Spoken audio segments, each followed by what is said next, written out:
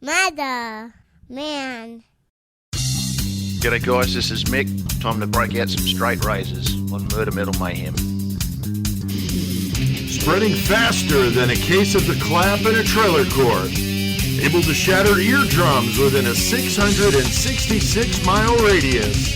A podcast more brutal than all the rest. It's Murder Metal Mayhem!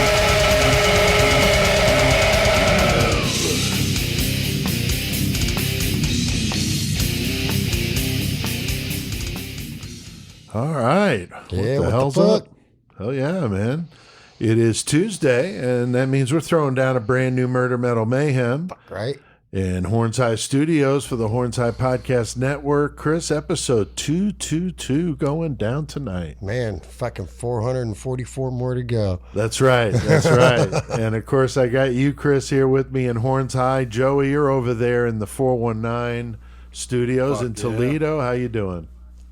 Doing well. Fucking had some pretty good weather today. Yeah, even though I was same at work here for the whole thing, but still, it was nice. Yeah, definitely. And I'm seeing Toledo in the top 10 cities listening here lately. So nice to see some 419 love there. So that's awesome. Yeah. That's awesome.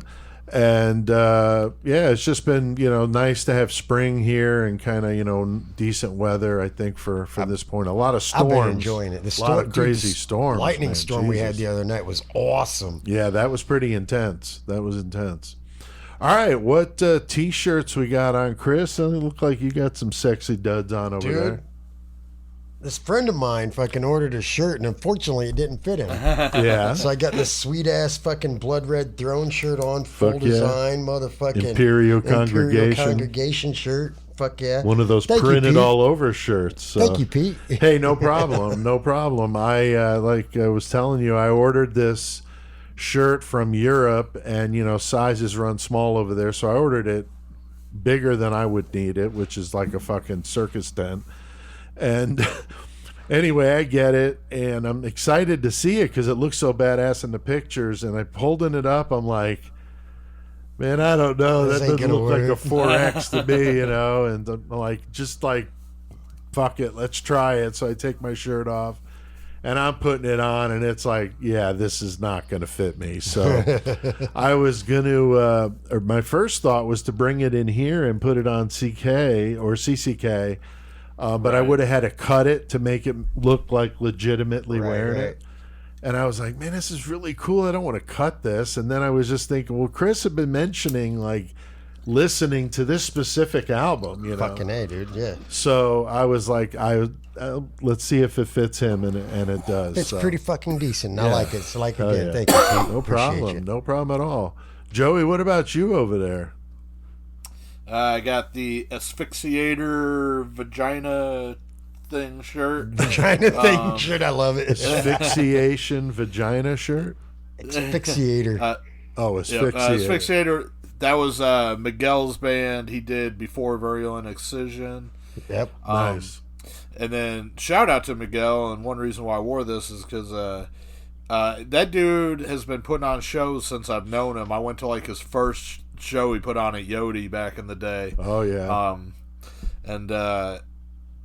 So he's been doing it for a long time. Of course, Chicago Domination Fest is fucking big shit.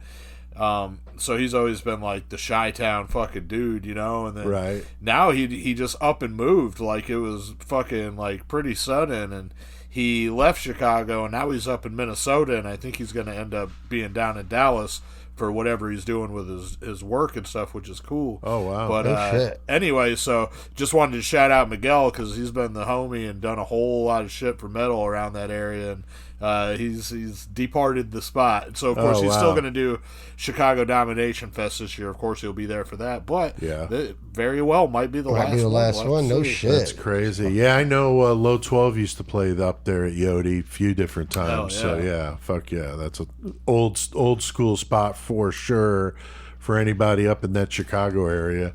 And then I got, speaking of the Chicago area, I got some Jungle Rot, busted the Terror Regime t-shirt. Fucking right. I was looking for something, and I had to move some, on the subject of ridiculous amounts of T-shirts, I had to move some of my T-shirts, and I've got them organized band and non-band. That's as organized as it gets. Yeah. And so I'm moving some of the band shirts, and I'm finding like shit I forgot I even had. Of course. So I busted this killer fucking Jungle Rot shirt out of that. Just a gem. I've worn it, but it's just been so long, and I'm always getting new shit. Yeah, let's pull that out. So I was just dying that's how I stumbled across it. But Jimmy's there in Chicago, and the rest of them are up there in Milwaukee. But definitely a Midwest band jamming that shit today. Now, last week, guys, we did a really good episode, I thought, on the Blood Countess, Elizabeth Bathory. And that was definitely a bloody one. And we had our buddy Jeff Ignatowski, which was awesome. Yeah, that was Jeff's great. a new guy we've been bringing into the fray here with Shane and Tex. So awesome to have him aboard. And we talked about a very legendary case of Bathory with the whole murdering the young girls and bathing in their blood to stay young, and mirror, mirror on the wall, crazy shit. So, right. Definitely a good one. And we talked about some of the opposing views, the people that don't think that was what happened, and maybe some other motivations, money. Hey, man, medieval times, sorcery and shit. Yeah. I wouldn't deny it. Yeah, any of I this wouldn't say stuff it's is not feasible. true, but it was a brutal time, and so that was fun. We talked about that, and just a good case to talk about. Longer episode too, but did a feature on the Danish death metal band Chronicle. I've been loving those guys. Killer, new album just about ready to drop. We did that, played a tune, did some Killer Cage match. Joey had some Mayhem. I got a Mayhem tonight. Not a long story, but a good one. I don't think I've told before. Has to do with puke. That's all I'm going to say. Vomit. Love it. And more just silliness. So we were passing 800 to that today. And so if you missed episode 221, go check that out. And if you listened to it already, thank you for doing that. We also, though, we've been doing this as often as possible. We released the full interview with Chronicle on the Friday as a bonus episode. That one's been doing really good. It just passed 500, so that's awesome. And Plus the videos on YouTube. Check the videos on the YouTube channel. Got some watches to that, but not a lot. I'm not sure what's up with the getting people to go to the YouTube channel, but we're up there. So please subscribe to it if you like YouTube, because we've got a bunch of good videos on there. Tonight, though, we're going to be doing a feature on the case of the Australian brothel owner and crime boss and fucking resident badass bitch. Jesus Christ, this motherfucking Tilly Devine. Definitely brutal, man. That's a hooker name. Yeah, and with a nickname like Razor, if that paints a picture, she was one nasty bitch and had the infamous Razor Gang wars that were going on in Australia in the 1920s and 30s. I mean, she even slashed motherfuckers too. There's a story we're going to talk about with the dude in the barber's chair, just fucking slashed his ass. So it's going to be a bloody one. In a time when women weren't even really I mean, women weren't voting, this was obviously a much different time, and women weren't expected to do violence like this. Yeah, and I was talking to somebody at work today about like what we're doing, like who she was, and it was the 20s. Like, I can't even imagine Australia in the 1920s. Very similar though to here. Very similar as we're going to talk about. So. Now, the full interview, we did the interview with Mick, our Australian listener and friend and former police officer, so that was cool. And we got some clips of Mick talking with me about Tilly, and so that's a good stuff. But the full interview with Mick is going to be released as a bonus episode the last Friday in May. So I'll remind you of that when it comes closer. So stay tuned for the murder segment if you want to hear more about that. Chris, you got the horns tonight. Yeah, and I picked King Parrot because, like last week, I wasn't sure at the time, but just randomly, I was like, "Oh fuck, I'm gonna do King Parrot" because I was listening to him. Right. But then, because our murder story, I didn't know much about. Did not realize that this was in Australia when I picked King Parrot. I had no idea. That's so hilarious because I was telling you, I was going to suggest to you if you could try to do an Australian band because I have all Australian music. Even the karaoke and the cage match, it's all Australian. So I would hate for one of the bands to not be. Dude, this is straight up random. I said King Parrot. And and I had no idea where they were from. So when I looked them up, I'm like, are you fucking kidding me? Chris is a fucking genius, man. Like, fuck They're Australian. So fuck yeah. They're from Melbourne. So what are we doing? What's next week? Next week we're doing Lizzie Borden. Oh yeah, Lizzie Borden. Okay. Yeah. So I was trying to think. Fucking. I was gonna get you an Alien 666 track to play. Yeah. For the bumper music, but I was trying to think if it was anything like Roswell related or something. Oh right. But yeah, not so much. So yeah, that was awesome that you picked King Parrot, and I got a Lost Classic I'm going to throw down. We're going to talk about some other metal news. We're going to talk about Joey's show coming up this weekend at the Tampa Grind Fest, so that's badass. Yeah. And we're going to do that in a metal segment. So, and then, as I said, all the music tonight, even the killer cage match and everything is all Australian. So very, very cool. Right. Speaking of the killer cage match, Chris, that's when we get a list. 75 killers, 75 objects for him to fight with, and a variable in the cage. And I'm actually getting ready to up those to 100. Oh, so Jesus we're going to have Christ. 100 of them. I'm adding definitely some people we've been talking about, but it's a blast. We have listeners provide the random numbers so we know who's fighting and what they're fighting with. And who do we want to say thanks to, Chris? Tonight, once again, we got the homie Justin Morris. Fuck yeah. Fucking Big Mike Collier. What up, dude? Sexiness. Fuck yeah. And Ray, the only one, McFalls. All right. Fuck yeah. Ray, What up? He's been pretty chill with the nicknames lately. We've been going with the Mac Talking about Daddy. his dick so much. Right. Jesus. So, but we got a nasty one in the cage tonight, Joey. Who's fighting tonight? We're going to Milwaukee, Wisconsin. We're going to pick up Jeffrey Dahmer, and then we're going to fucking fly in goddamn Jack the Ripper because even though the world might not know who he is, Murder Metal Mayhem knows. We know how to get a hold of him. Oh, hell yeah. So it's going to be Jack the Ripper and Jeffrey Dahmer in the cage, man. That's awesome. That should be fun. And, of course, we know, guys, that once the objects get brought in, things can change. A variable can definitely change it up. And then a song playing while this is all going down. And that's in the Mayhem segment. So you definitely don't want to miss that. Right. And I got a Mayhem story to share. So I'll do that with you then. Can't wait. Chris and I, we did a little short bonus episode. I like the way you said bonus. Bonus episode. The case, if you don't know what we're talking about, Brandon Hole, who is Brownie. the Brony, which is an adult male that's into My Little Ponies, like really into it, like strangely into it, bad, like 3-year-old little girl into it. Yeah, very strange. But this dude went too far. Obviously, was a mass shooter in 2021 in Indianapolis, and Chris and I went through that. We were doing some testing with the recording for him being remote, and so while we were at it, we do fuck it, let's do a bonus.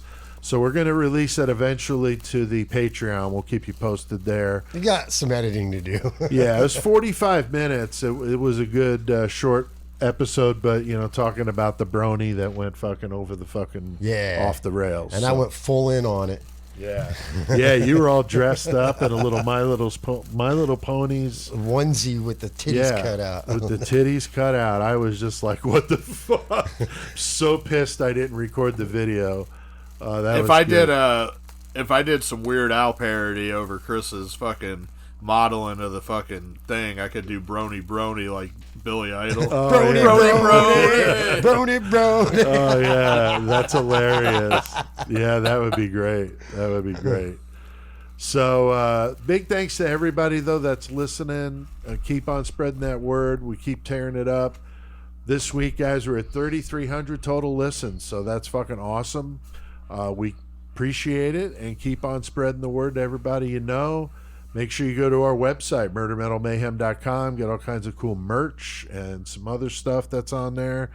We also got the Horns High Facebook page, Horns High Studios. That's our Facebook page, because Facebook were douchebags and took our page down for no fucking reason. We got zucked. Yeah, so if you want to do Facebook, that's where we are, or go to murdermetalmayhem.com.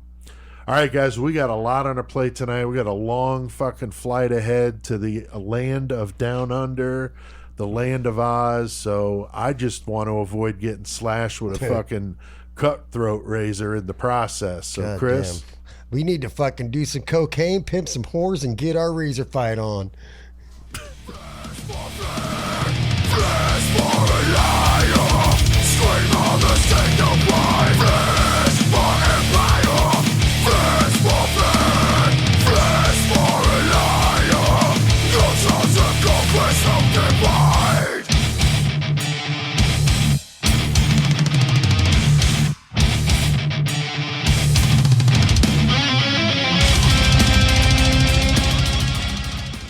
fucking A, man. Fuck yeah, dude. Those guys are killer. And an Australian band I just found called Truth Corroded, and the song Conquest of Divide, just fucking badass. Pretty fucking heavy. Yeah, very heavy, very cool. I dig them. They're from Adelaide, South Australia. And I actually saw a post from Sean Ferrugia that he had forwarded. I don't even remember when it was. It just showed up in something I was looking at.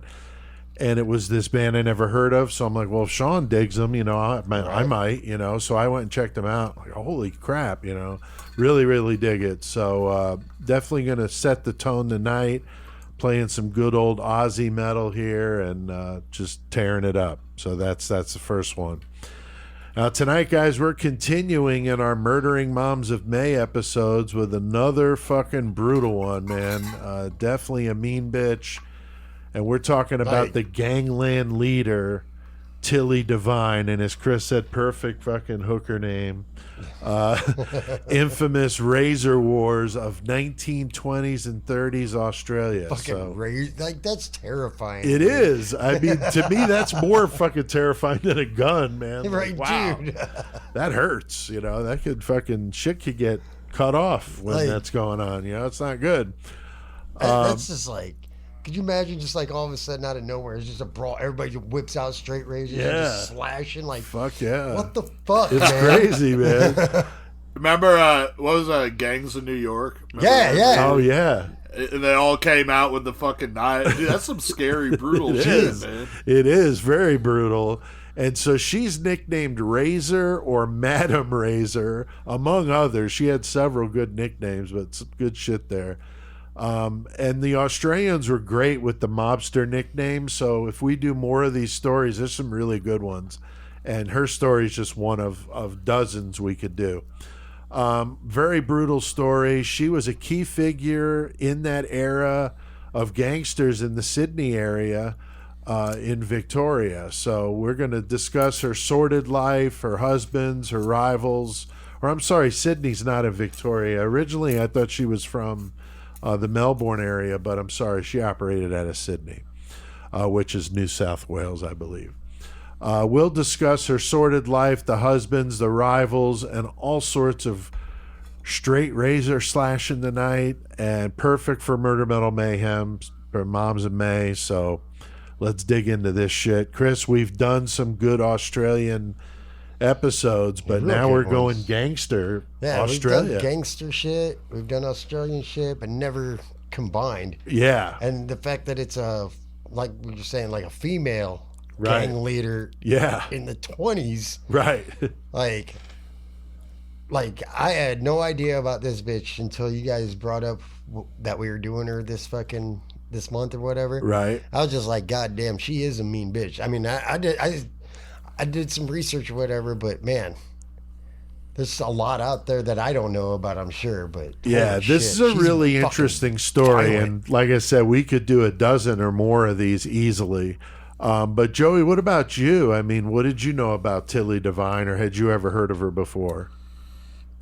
I feel like maybe I'd heard the name before, but I wasn't really familiar with the case, so I had to go into it and learn my shit. And to be honest, the only thing I could liken it to is whenever I was a kid, we used to call vaginas twillies. So I was like, Nice. Tilly the Twilly? That's hilarious. So yeah, so I didn't know anything about this. I just started watching these Crime Australia docuseries on YouTube, and there's bunches of them, and she's in like 2 or 3 of them because a lot of the stories overlap because it was going on at the same time. So it's very interesting. And you know, last couple of years we've had some good listenership there in Australia, so we appreciate you crazy fuckers out there listening from Australia. You know them Australians is crazy as shit. Too. Yeah, and we Love it. dissed them a little bit with the Fosters, but guys, that's the only Australian beer, and I know it's not Australian beer, but that's the closest thing we could come to it, and it wasn't. I didn't care for it. I mean, I like beer. But, you know, Chris, I think you finished mine I did. off. But, yeah, so, you know, I know we've probably upset you at times, but just know that we do care about you Australians, and we love doing these cases. And so definitely, you know, digging that and tapping into our listener, Mick, and his experience with, you know, the police there in Australia as a former police officer. So, and I know everybody in Australia is going to know this name because she would have been as big as Dillinger and Capone were here in the United States. So you know those names. So likewise, I think anybody over there in Australia is going to say the same thing. But, you know, watching these documentaries, you just learn so much shit. And I know, you know, a lot of the stuff I do for the podcast, really, I genuinely find it fascinating. Right. So it's kind of like killing 2 birds with 1 stone, or as Ricky would say, getting 2 birds stoned at once. Yeah, getting 2 zeros. There's another Trailer Park Boys reference, but I knew we were going to get to this one someday. She was on the list, and she's definitely a mean-ass bitch, but one hell of a businesswoman, which we're going to talk about. So just... I mean, in a criminal sort of way. Oh, yeah, very much a criminal sort of way. So a quick rundown of her backstory. She's born Matilda Twiss, which is, you know, definitely... What'd you say you called vaginas? Twilly. Oh, not okay. Twistleys. Okay. Twissy, yeah. So you got Matilda Twiss. That just sounds like a fake, like, stage name. 1900 in the slums of London. So she had a very, very rough upbringing. No social services back then, so people were literally starving. Dog eat dog situation. But she's born Like into this. people on the streets just straight dying and shit. Yeah, I mean, just awful shit. Very, very tough upbringing. So she eventually takes on a life of prostitution as a teenager to, you know, have some sort of money coming in. And during World War I, there's a lot of Australian soldiers over there in England. So that's how she meets her future first husband. So she meets old Big Jim Devine. Like so, I'd seen, heard or read or whatever that like she was like 12 years old when she first started fucking. I think that was right, like 12 or 13. Like that's damn, fucked. dude. Yeah, that's just my youngest daughter's gonna be 14 in 3 days. Yeah, Or no. it's 2 horrifying. days. Tomorrow's Joey's birthday. Oh yeah, tomorrow's your birthday, bro. Yeah. That's right. Hell yeah. That's right. So yeah, so this is an awful upbringing for her, and she meets though Big Jim Devine. She probably figured this is her way out of that life. He's feeding her a bunch of fucking bullshit. She's arrested, I saw 75 times between 1915 and 1919 for prostitution, theft, and assault. So That she is a lot of times going to It's a lot of times. Jesus. Yeah. So she is definitely in and out of jail, having all sorts of drama, violence, just craziness. Being a minor even. I know. So, I mean, it's a rough situation. But I'm assuming she grew up jealous of those who had money and maybe a resentment to be one of the ones that didn't, you know, because in that society, you know, like we've talked about before, it's either you had it or you didn't, you know. Right. Not a whole lot in the no middle. in between. Yeah. Yeah. You either have money or you don't. Yeah. Now, Chris, Tilly and Big Jim would get married. Yeah, in 1917 in London, they get married. Nice. They have a kid. Yeah. I don't remember what the kid's name was. Frederick. Was it Frederick? It was yeah, Frederick. Yeah, right there. But yeah, eventually they're hanging out in fucking London, and he decides, and he talks her into fucking leaving London and going back to Australia with him. Get out of fucking quote, get out of prostitution. Right. Whatever. So she wants to leave London because she's poor. She hates it there. Jim has all these promises. So she bounces, but leaves the kid back with her parents. Yeah. To raise her fucking kid. So right. That's kind of a messed up thing. Just like, I want out of this dire straits so bad that I'm going to leave my kid in it. Right. And I'm going to bounce. You guys, right. I know life sucks for you still and for the kid, but I'm out. I don't yeah, and shit. She thought she was leaving that street life, the prostitution back there in England, but not so much. Old Big Jim turns out to be a real piece of shit. He's got a bad record in the military, so he's getting in trouble all the time. Probably looked at her as a way to kick back and let her prostitute herself and just pimp her out. Big Jim just feeding her all kinds of bullshit. So he's stringing her along like a fucking shitty fucking dude does, and that just makes us all look like fucking shitty people, right? So Joey, Big Jim makes a lot of promises, though, that he can't seem to keep. No, the whole idea, well, what he tells her, the story he spins to Tilly, is that they're going to go and get this farm and they're going to raise kangaroos. Right. Dude, I know we're from the United States, but a kangaroo farm sounds fucking awesome. Oh, fuck yeah, it sounds awesome. And, like, you know. They'll beat your ass. Yeah, they will beat the fuck out of you. Yeah, I mean, it does sound exciting, you know, especially somebody coming from the slums, you know. I mean, that sounds like a cool fucking place to go hang out. But then they end up going and fucking... It isn't even like that. No. They end up in the same fucking slum situation that they were in London. So, I don't know. It's not an upgrade, really. And she's fucking pissed off about it. So what's she going to do? Go back to tricking herself? Yeah, she didn't want to. Back to whoring. She didn't want to do that shit anymore. But now Jim's like, well, I don't have anything set up. He was there for a year. He was supposed to have everything all set up at this kangaroo farm. And she gets there, and there's no fucking kangaroo farm. There's a slum, and there's like, you know, no food in the ice box and that whole situation. So pretty bad. So she has to go back out, tricking again, and just like she was back home. Now, I recently sat down with Mick to talk about what were things like in the 1920s in Australia, because we know kind of like what it was here, the Roaring 20s, Prohibition, speakeasies, you know, Al Capone, all that stuff going on. But what was it like in Australia? And I thought that would be cool to hear in his words. So here's a clip of the interview that I did with Mick about that. Yeah, certainly. You know, as I said before, it's very similar to the 1920s sort of era. You know, that Prohibition sort of period post World War One, you know, that you also experienced in the States. So, you know, World War One hadn't not long finished. A lot of soldiers returning. Commencement at the end of that of the 20s towards the Great Depression and unemployment. You know, and in particular at Australia at that point, we had a lot of, you know, post-war immigration.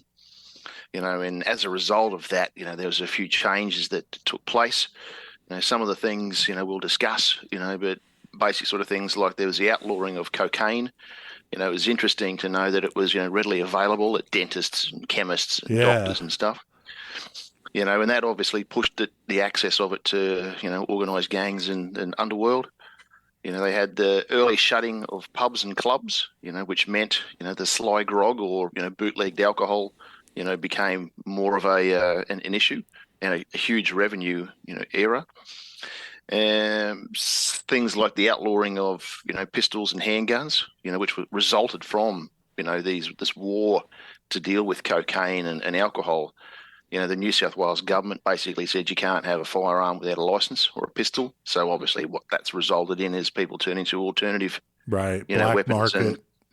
black market and an alternative weapons which tended to be the the straight razor or cutthroat razor. Right. Yeah, we're going to get into some cutthroat razoring tonight. That is, wow, that's brutal. Definitely would not want to be on the receiving end of straight razor, that's for sure. No, and what was interesting, a bit of a loophole, was that vagrancy laws that prohibited men from earning a living from prostitution, but didn't result to the sale, didn't relate to women. So hence, we're going to talk about Tilly Devine and Kate Lee, where their partners, or their husbands couldn't benefit from prostitution, but as a madam, they could run it and earn a living. Right. Yeah, which was bizarre. That is a pretty major loophole for sure. Yeah, I found that fascinating that was a thing. So, Chris, it was interesting to hear Mick's take on, what things were like there. So sounds kind of like what things were like here. Yeah, with prohibition and all that shit. But correct me if I'm wrong, but wasn't there you couldn't buy alcohol after 6 o'clock or some shit? I think that's how it started, right, but then they outright prohibited it like they did here. Yeah, and so but still, either way, that's how you cause organized crime, because people are going to want what they want. So right, somebody's going to get it. Somebody's going to figure out a way to get it to you. Going to be a red out there on the rec yard, that's going to get you what you need, right? Yeah, there's going to be a red. Why do they call you red? I think it's because I'm Irish. Yeah, Shawshank Redemption reference. Go ahead. Sorry, Chris. my bad. Sorry about my that. My bad. Fucking, but yeah, she knew how to, she's been getting her ass beat anyway from fucking Big John.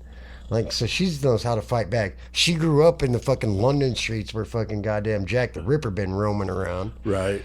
So she's like, okay, violence is how you need to make life work. If you want something, you fucking take it. Yeah, that's all she knows. That's what you do. Yeah, I don't care. That's all fuck she knows. I've known prostitution and violence my entire life.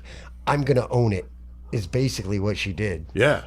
So Big Jim ends up getting arrested for living off the money of a prostitute, which, as Mick was mentioning, is actually illegal in Australia, but not for women. So the fact that Tilly was doing it was fine, and the money she raised for her fine, but he couldn't profit from it. So very strange. He's living off whore welfare, I guess. Whorefare? So Tilly ends up doing some time in prison for some razor slashing event. I'm not sure which one that was, because she was doing it all the time. So Joey, as Mick points out, though, that loophole was just fucking crazy. But Tilly, it was perfect for her, because now she's able to fucking run the brothel, and it's completely legal for her to do so. She's 20 years old. Because she's not a man. Well, yeah, and she's not a man, so fucking that's got to be not very big of a fucking competition pool, I guess, for her. Right. Other females that are running the brothels. It's hard to tell, though, because back in the day, like in fucking down in New Orleans and shit, when prostitution got real fucking big and all the brothels and speakeasies, like, there were a lot of madams that owned the houses down there. Oh, sure. So, yeah, you hear about that. Yeah, so it is possible that in Australia, maybe there were, a few more of them, and we're going to hear about one of her competition, but... Yeah, what was the deal? She had a nickname, though. I love this name of this town, man. This is the hard... We're going to say this. Woolloomooloo. Woolloomooloo. That's it. And there are double O's at every time. Every one of those. It's like, it's the funniest looking word, but it's native, indigenous people. So I don't mean to mock that. It's just the name is very unique, and I love that name, and all the O's. But they would just call her the Queen of the Woolloomooloo. Yeah, Queen of the Woolloomooloo. Like, that is hard to fucking say. Yeah, it's a strange word to us, and but she did have a rival, Joey. Her big freaking rival was fucking Kate Lee, man. Kate Lee was brutal, man. Yeah, that's how you pronounce it, is Lee. I always like Janet Lee or Janet Leigh. I always say it fucking wrong. Who cares? Fucking, Well, I think Kate's husband was Asian, so it was Yeah. spelled differently, and she spelled it like that, so it Yeah. wouldn't look Asian. But you know who I'm talking Kinda about, weird. though. Jamie Lee Curtis's mom is Oh, fucking yeah. psycho. Oh, yeah. Yeah, I always say it wrong no matter which way I go. Dude, Jamie Lee Curtis was an answer on Jeopardy today. Oh, nice, nice. So, yeah, Kate Lee was her big rival, and she was known as the Queen of Surrey Hill. So, kind of the bordering suburb to Tilly's turf. So, these two became, rivals. And Kate was a lot older than her. But much like gangland fucking fighting that even still goes on today in a different sort of way, of course. But I asked Mick about Kate Lee, and he gives us a little bit of insight as to what was her background and how differently she was perceived to the the people there of the areas where they were operating. Yeah, well, she's someone who is quite well known in the Sydney area, even though, Tilly Devine, most people have heard of her. Kate Lee was not just seen as, as a crook. She was, an entrepreneur. She was someone who did wonderful things for the community. She was really held in high esteem. Interesting. Whereas Tilly was just seen as, lower class. You're just a brothel owner. Gotcha. And I think in later life, she tried to make amends, by trying to emulate, or try to get that popularity that Kate had actually had. But Kate comes from a small rural town called Dubbo, which is in the central sort of area of New South Wales. She had a pretty rough life by all intents and purposes. Not the greatest upbringing. And at some point, made the move, from a rural town, into Sydney. Saw that, there was an opportunity, especially in relation to when, cocaine was outlawed and, alcohol became something that you couldn't purchase after 6 o'clock. Right. So she started, looking at, things like, the sly grog and cocaine dealing, illegal gambling, but also ran some brothels herself. And she was also located in that central Docklands sort of area of Sydney, and actually not far from where, Tilly's business operated. Okay, so that makes sense. They'd be kind of, trying to turf war type crap, Absolutely. So, Woolloomooloo and Surrey Hills, which is where they both respectively resided, back onto each other. Oh, okay. So it was basically a means of defending, their business turf. Right. So the rivalry lasted something like, I think, the best part of 20 years. Wow. Until the New South Wales, police brokered a deal, got them together and said, there needs to be a bit of a ceasefire here, guys. Right. But, according to, to some sources, that you look at, they'd actually made up in later life, and probably after, they both lost everything. Right. They had nothing to fight over, True. Tilly was at Kate's funeral, for example, but she had quite a large funeral, 600-700 people, including, police commissioners and all sorts of, famous people, whereas Tilly had probably, the best part of a handful. So always cool to hear from Mick, and that was interesting to hear him explain the whole Kate Lee and the rivalry. Now, if you watch any of the documentaries about Australia during this time, you definitely won't hear the name Tilly Devine without mentioning her rival, Kate Lee. Very interesting to hear what he had to say. Kate was more into the brothels and fencing of stolen goods. Tilly's was brothels and the old sly grog, which I thought was a cool... It's basically a speakeasy if you're from the United States. Well, a sly grog is bootleg alcohol, but it would have been served at a speakeasy. So the sly grog was the actual alcohol. I had another part of the interview, which I didn't use, but if you hear the whole interview, you'll hear him explain the sly grog thing. But grog is was a name for when the Australians mixed rum with water as like a watered down rum, and it was sold as grog. It was cheap, and then Hey, Joey. it became the The 151 is now 80 proof. Yeah, yes, it is. so the whole thing with them using this grog then became a nickname for just alcohol. So they just call all alcohol grog, and the sly is on the sly, so bootleg grog. So that's where the name comes from. So Tilly's making a lot of money opening these brothels, and her husband, Big Jim, is the enforcer, providing the muscle necessary to keep something like that going on, deal with the fucking riffraff and that sort of thing. He's basically her pimp. Yeah, and, probably paying off cops and doing the shit that they have to do. Oh, man, you can't tell me none of them fucking law enforcement, because, like, she got away with some stuff here and there, but you can't tell me none of them cops or public officials weren't going into her fucking Oh, you know shit damn well fucked, they were. dude. You know damn well they were. So she's, making a lot of money, but at home, things are violent, man. Big Jim is beating on her, awful shit. And they're married for many years, like 20-something years, and that eventually is going to come to a fucking end here. But Chris, she earns the nickname Razor due to some nasty shit that she likes to do, man. She likes to cut people. Like, you didn't even really have to do anything wrong to her if you just, like, cut her off crossing the sidewalk or something. She might just flip her shit, pull her knife, and fucking cut the shit out of you. What makes you think I won't cut you, man? Makes you think I will cut you, man?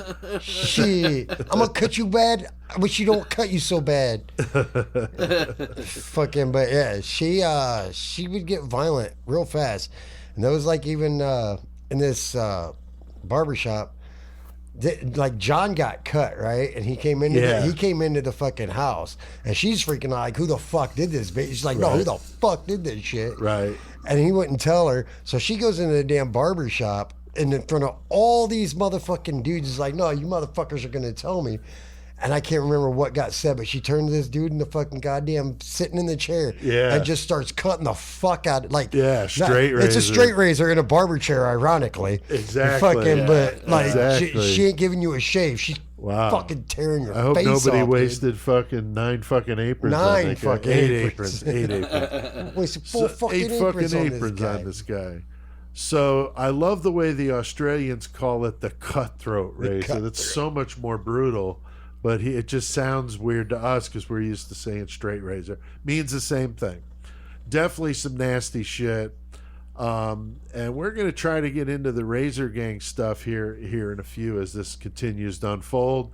Joey, but another business that Tilly was into, of course, during the Prohibition era would have been the old Sly grog. So, yeah, that's their bootlegged alcohol. Right. Hence the name Sly. That's why it was bootleg. But right. They were taking rum and fucking watering it down and calling it grog, which is actually something that's still around. But yeah, she was. So it's basically the same thing as somebody getting some cocaine, cutting it, stepping on it, distributing it, making a bunch of money off people. Right. Doing the same thing with alcohol. You're watering it down, fucking making a bunch more than what you got. And since it's prohibition, people can't get it that easily. They're going to pay for that shit. Right.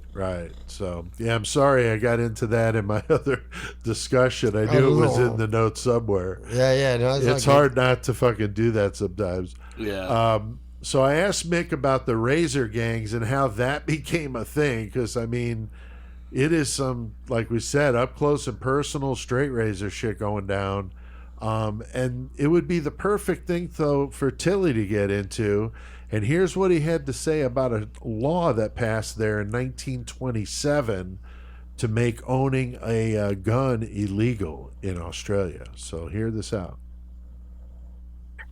Yeah, part of it was that, once cocaine, and then alcohol became very much in the hands of, of local gangs.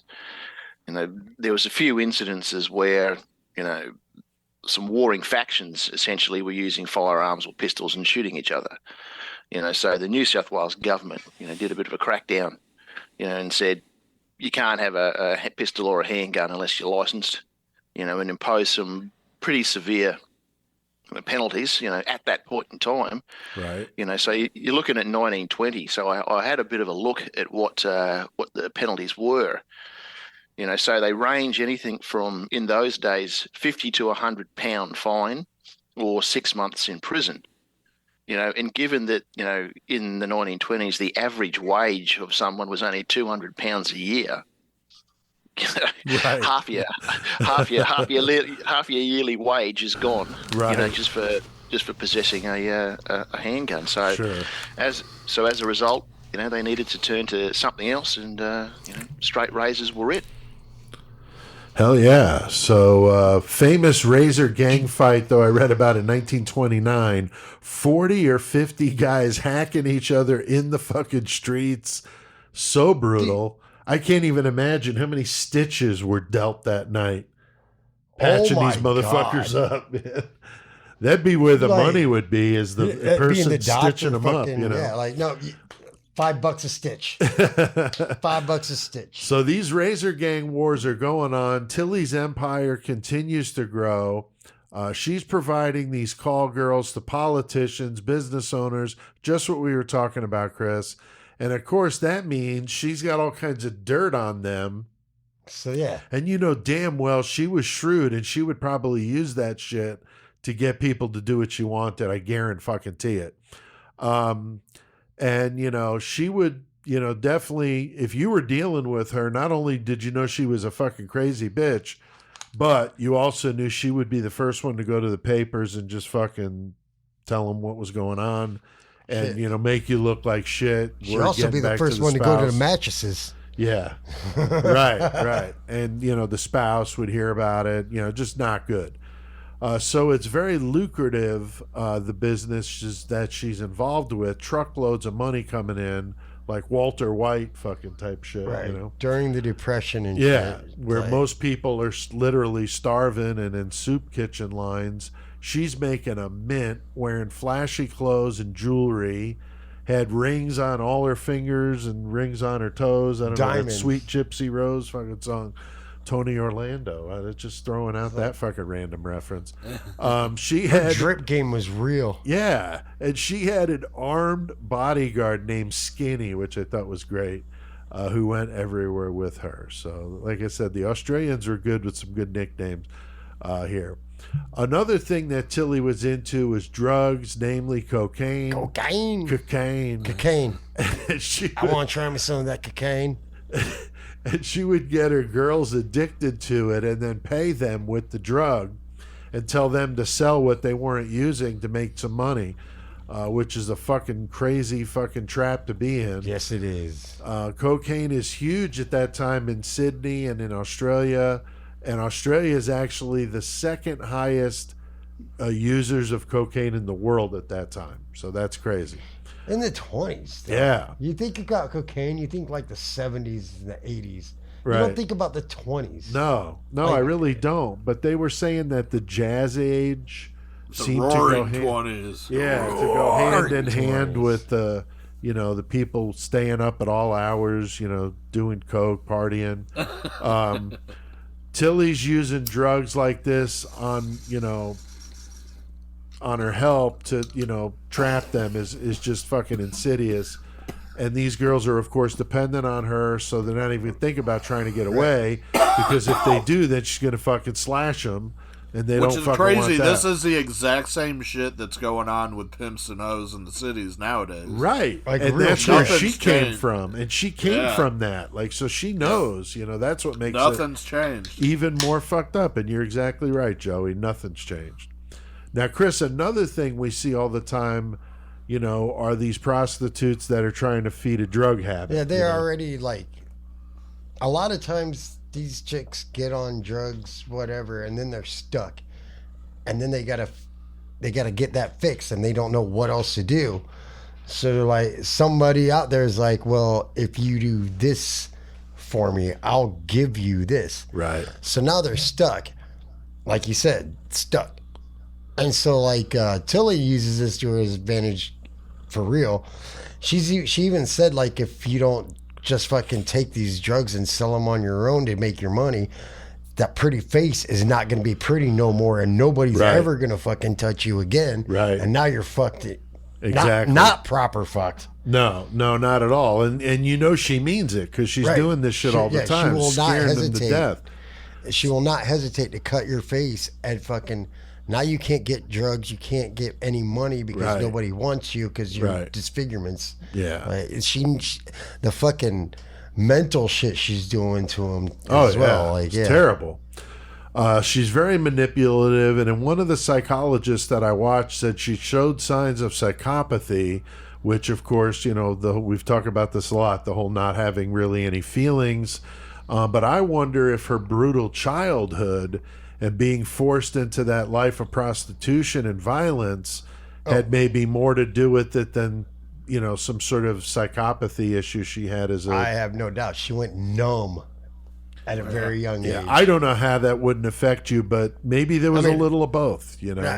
Hard to say. They got to go hand in hand, because when you're that fucking young and you just like, well, this is life. Now you think about, like we're talking about, like this is... You shut the feelings off because any feeling you have is fucking horrible. You know? Yeah, and so now you know how to control it. Make everybody else feel horrible. Yeah, it's fucked up. So Joey, I thought it was funny to read that Tilly didn't offer male prostitution for the gay guys, but she had kind of an interesting, you know, why would she take a stand on that? That's kind of odd.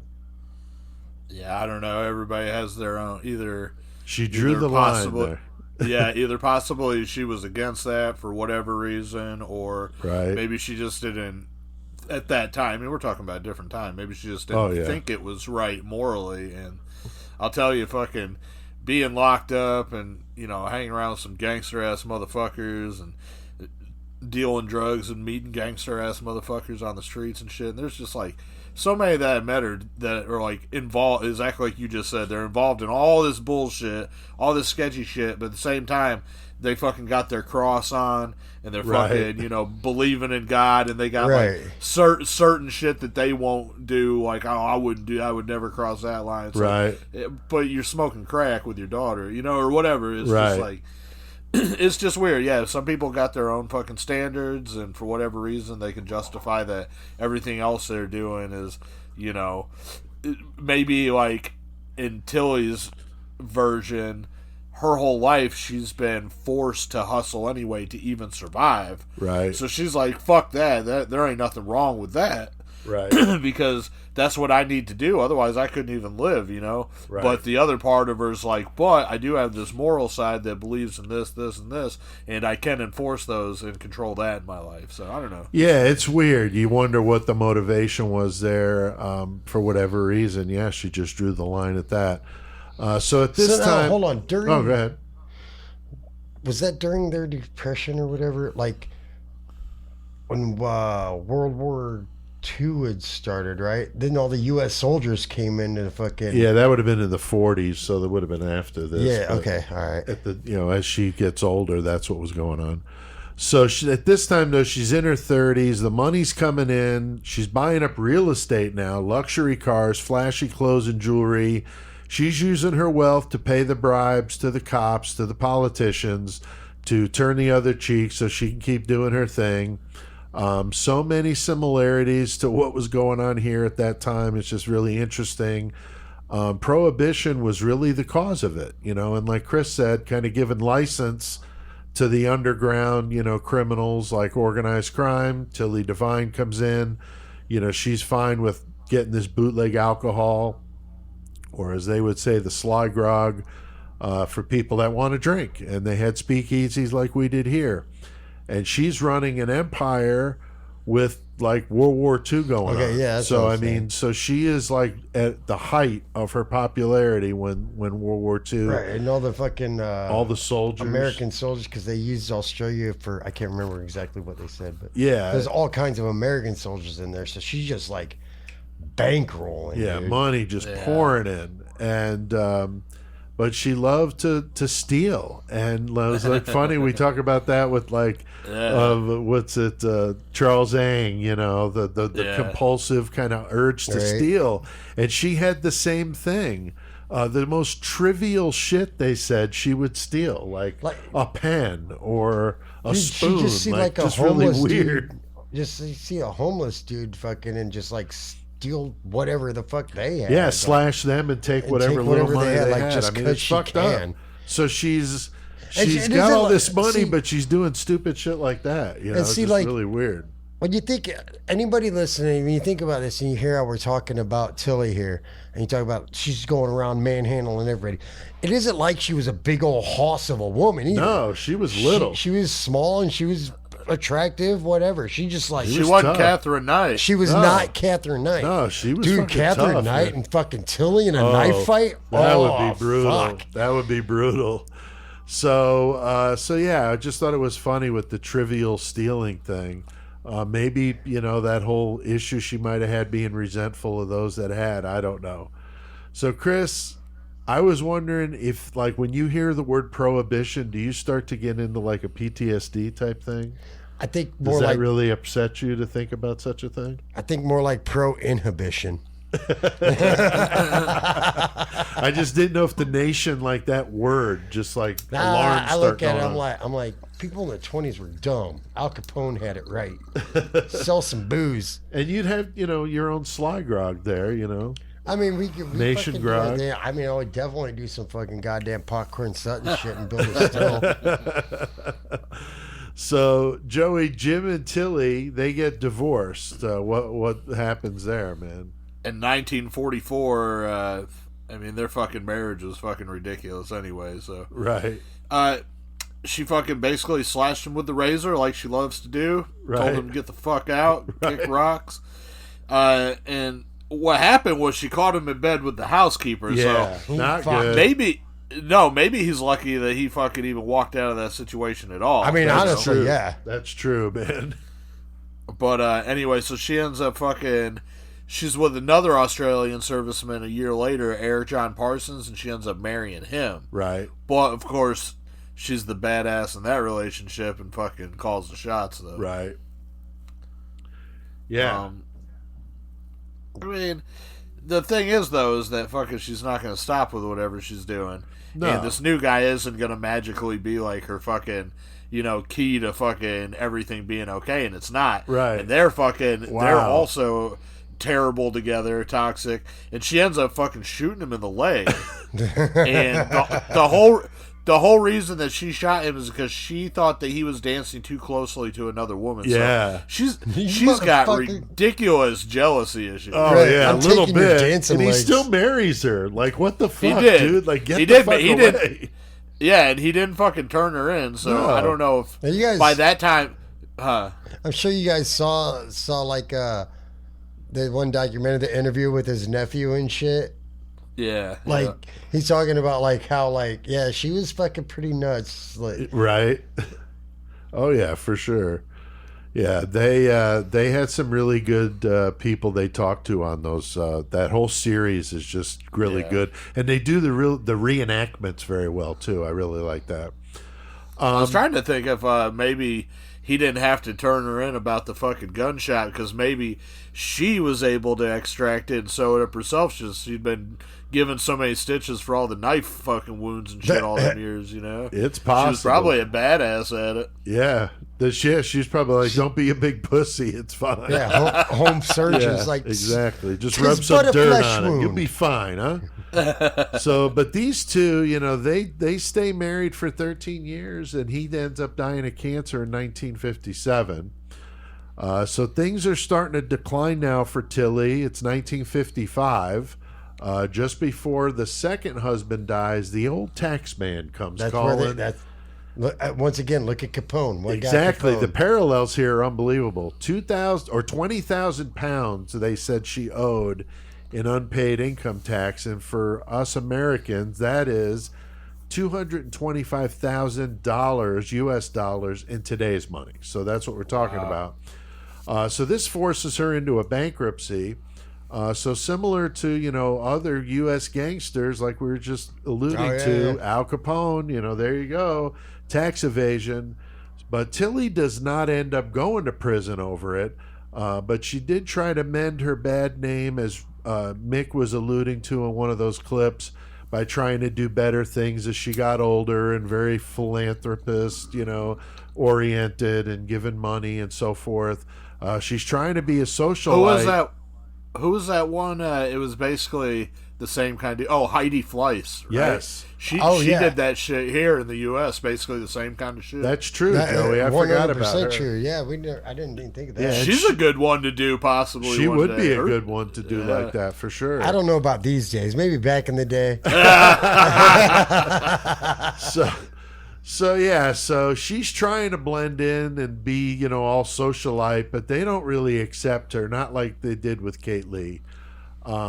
And she's always looked at as just kind of that, you're a brothel owner and a piece of trash. In 1953, she goes back to England thinking she was like the cock of the fucking walk because she's got all this money, and she's going back to England to be at the Queen Elizabeth coronation.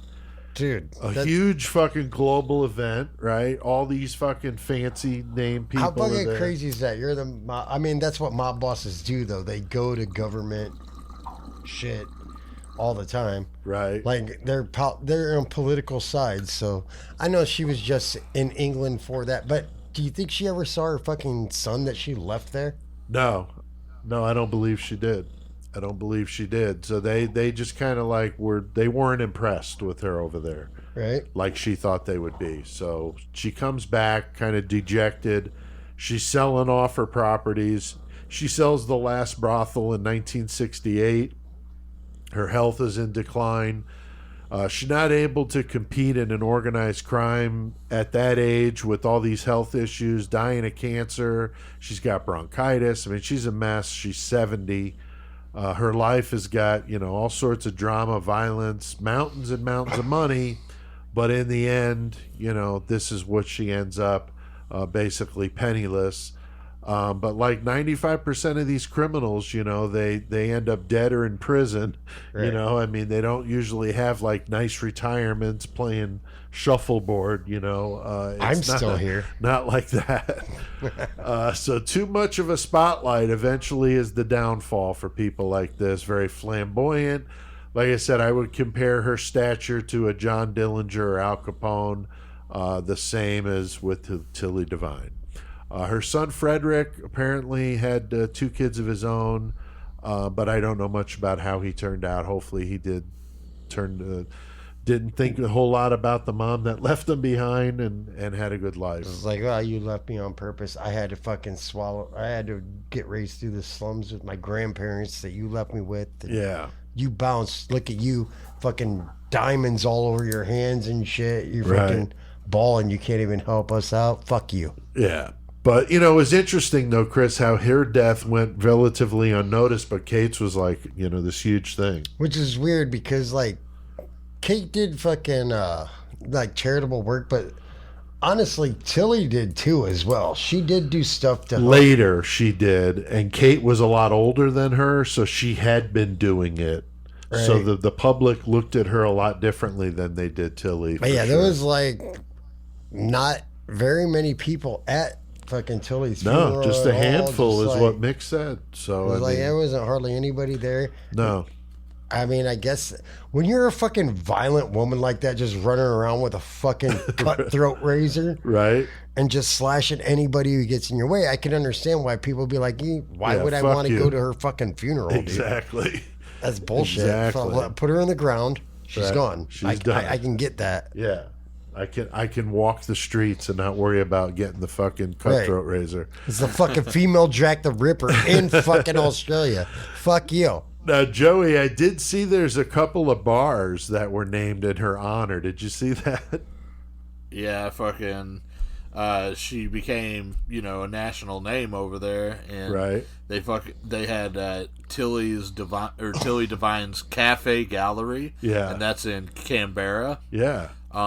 and that's still there. Yeah, it's still a popular popular. spot, apparently. Yeah. So I'll fucking check it. And We need to take a trip to fucking Yeah, Australia. Canberra, that's the capital. And then there's a wine bar named Love Tilly Devine. Yep. And that's in Darlinghurst, Sydney. Yeah. So that's pretty cool. Canberra also, yeah, we should go over there one day because they do a badass Death Fest, Canberra Death Fest. Oh, my nice. God. Nice. Yeah, down with that. I'd love to go to Australia someday. Maybe I can get Goremonger on there and I'll be like, the only way that I'll play is if Murder Metal Mayhem can come over. Come on, hook us up. So there has. I wonder if there's any bars named after Capone or Dillinger. Or I'll tell you what, I did a Babyface little Nelson. bit of looking into this Yeah. to see about that. Now, there's a lot. I mean, there's a lot of fucking, Oh, so I'm not sure. going to go through all of them, but I'm going to name a few that I came across. Yeah, I thought go this ahead. was cool. So, yeah. there's a Capone Speakeasy and Pizzeria in Michigan. There's a Capone's Grill and Pasta Shop in Ontario, Canada. Nice. You can go to the Flamingo in Las Vegas, and you can eat at Bugsy and Myers, which, of course, that's Bugsy Siegel and Meyer Lansky. Right. If you want to talk about a little more old school, Godfather's Pizza. Godfather, yeah. Yeah, if you talk about movie shit. Right. Now, also speaking of movie stuff, you can go to fucking New Jersey, of course, Jersey, But they got Fucking one of their Jersey. places called Mob Burger.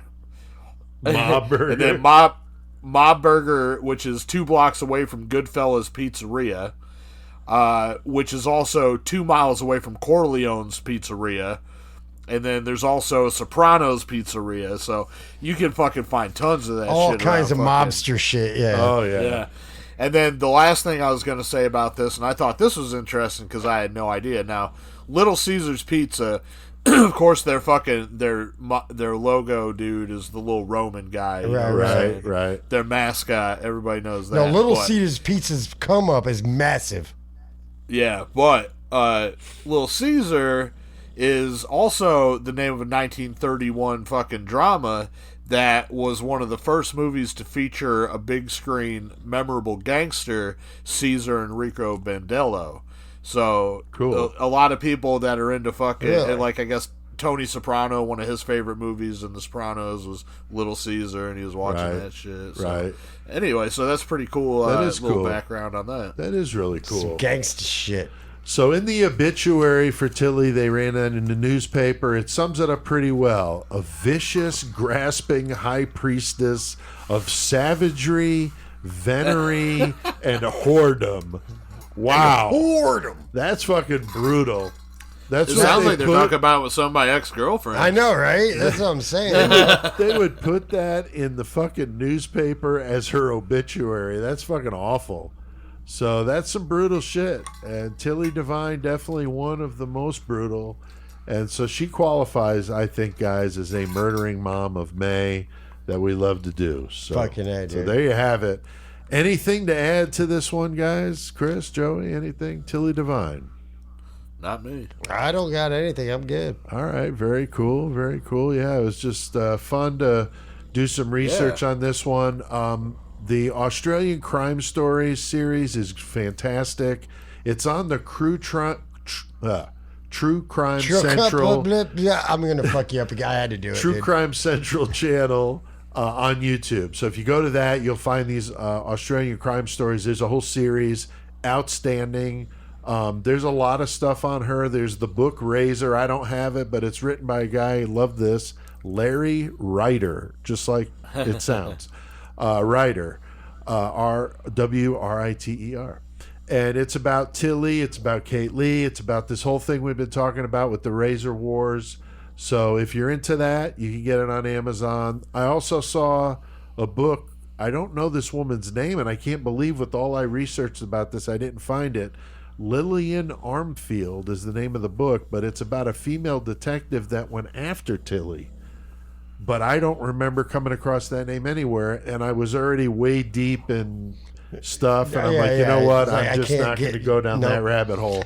So that's we interesting. We try to get deep for y'all, but we can only dig the rabbit hole. Sometimes so it's deep. too much for a Murder Metal Mayhem episode. So anyway, there's that if you're interested. But I don't have either book, but they were out there on Amazon.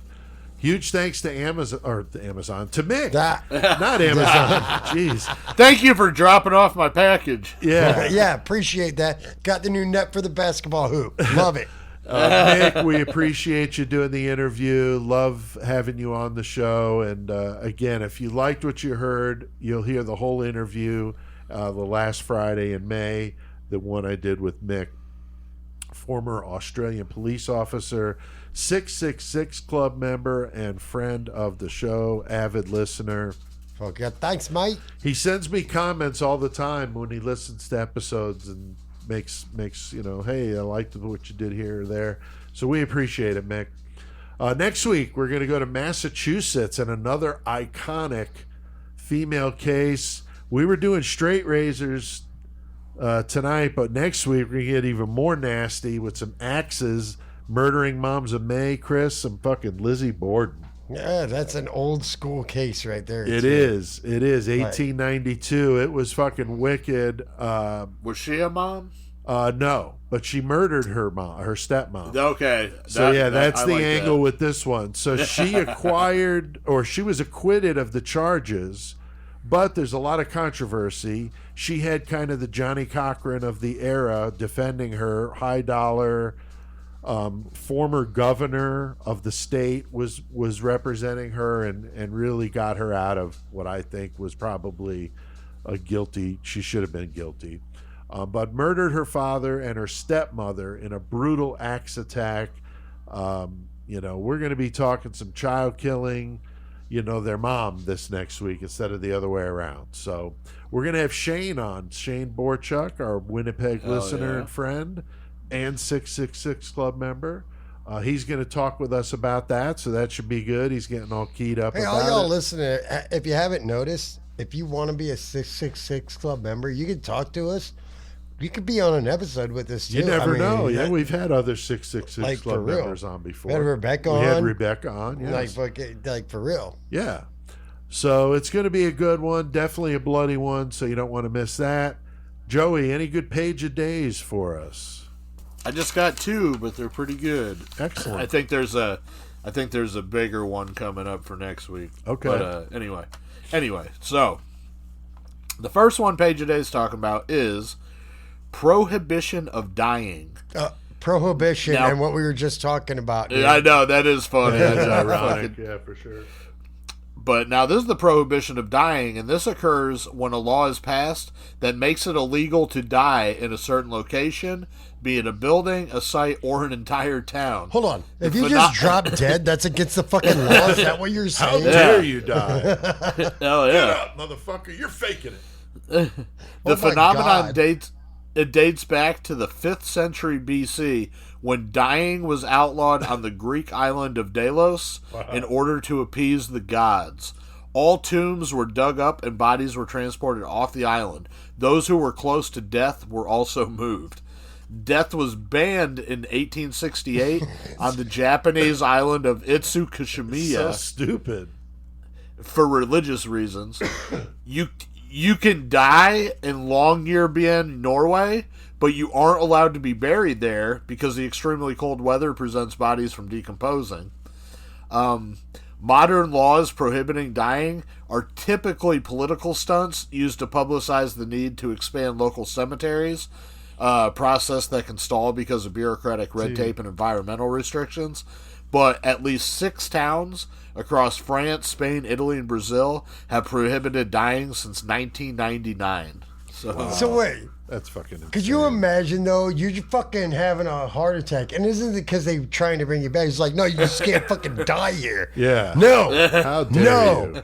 Or they just fucking throw you across the border, like, die there. Like, drop you off at the border on your deathbed, make you die somewhere else. That's some fucked up Die shit. somewhere else. Yeah.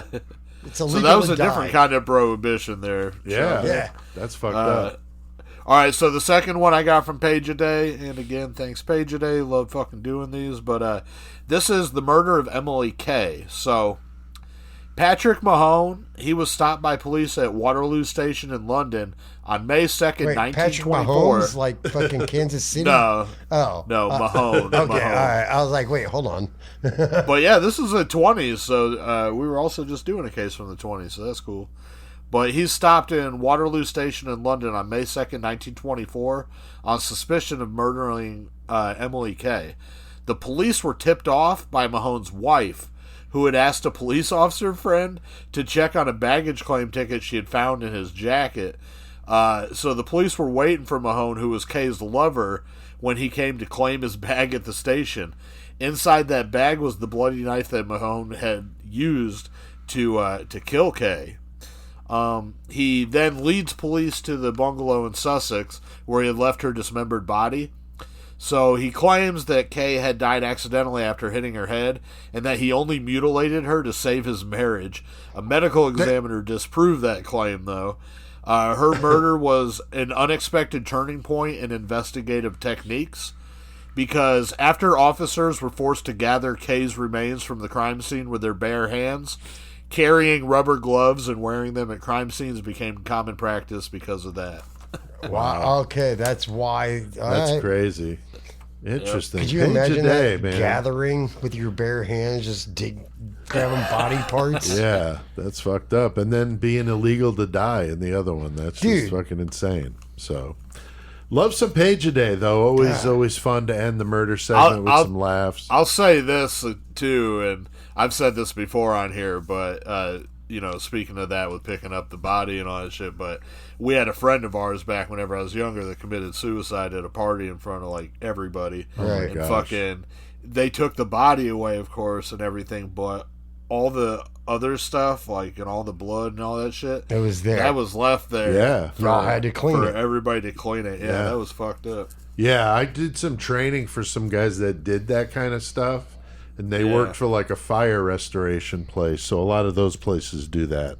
They're licensed to do it, and they have to train the guys how to work with, obviously that. But yeah, it's part of the services they offer. Yeah, but being a fucking watching your friend just kill himself. Yeah, the friend, that's a totally different thing. Then you got to clean, like, oh my God, dude. Yeah, that was kind of like what happened with Tim. But I'd rather not get into it. But it was terrible.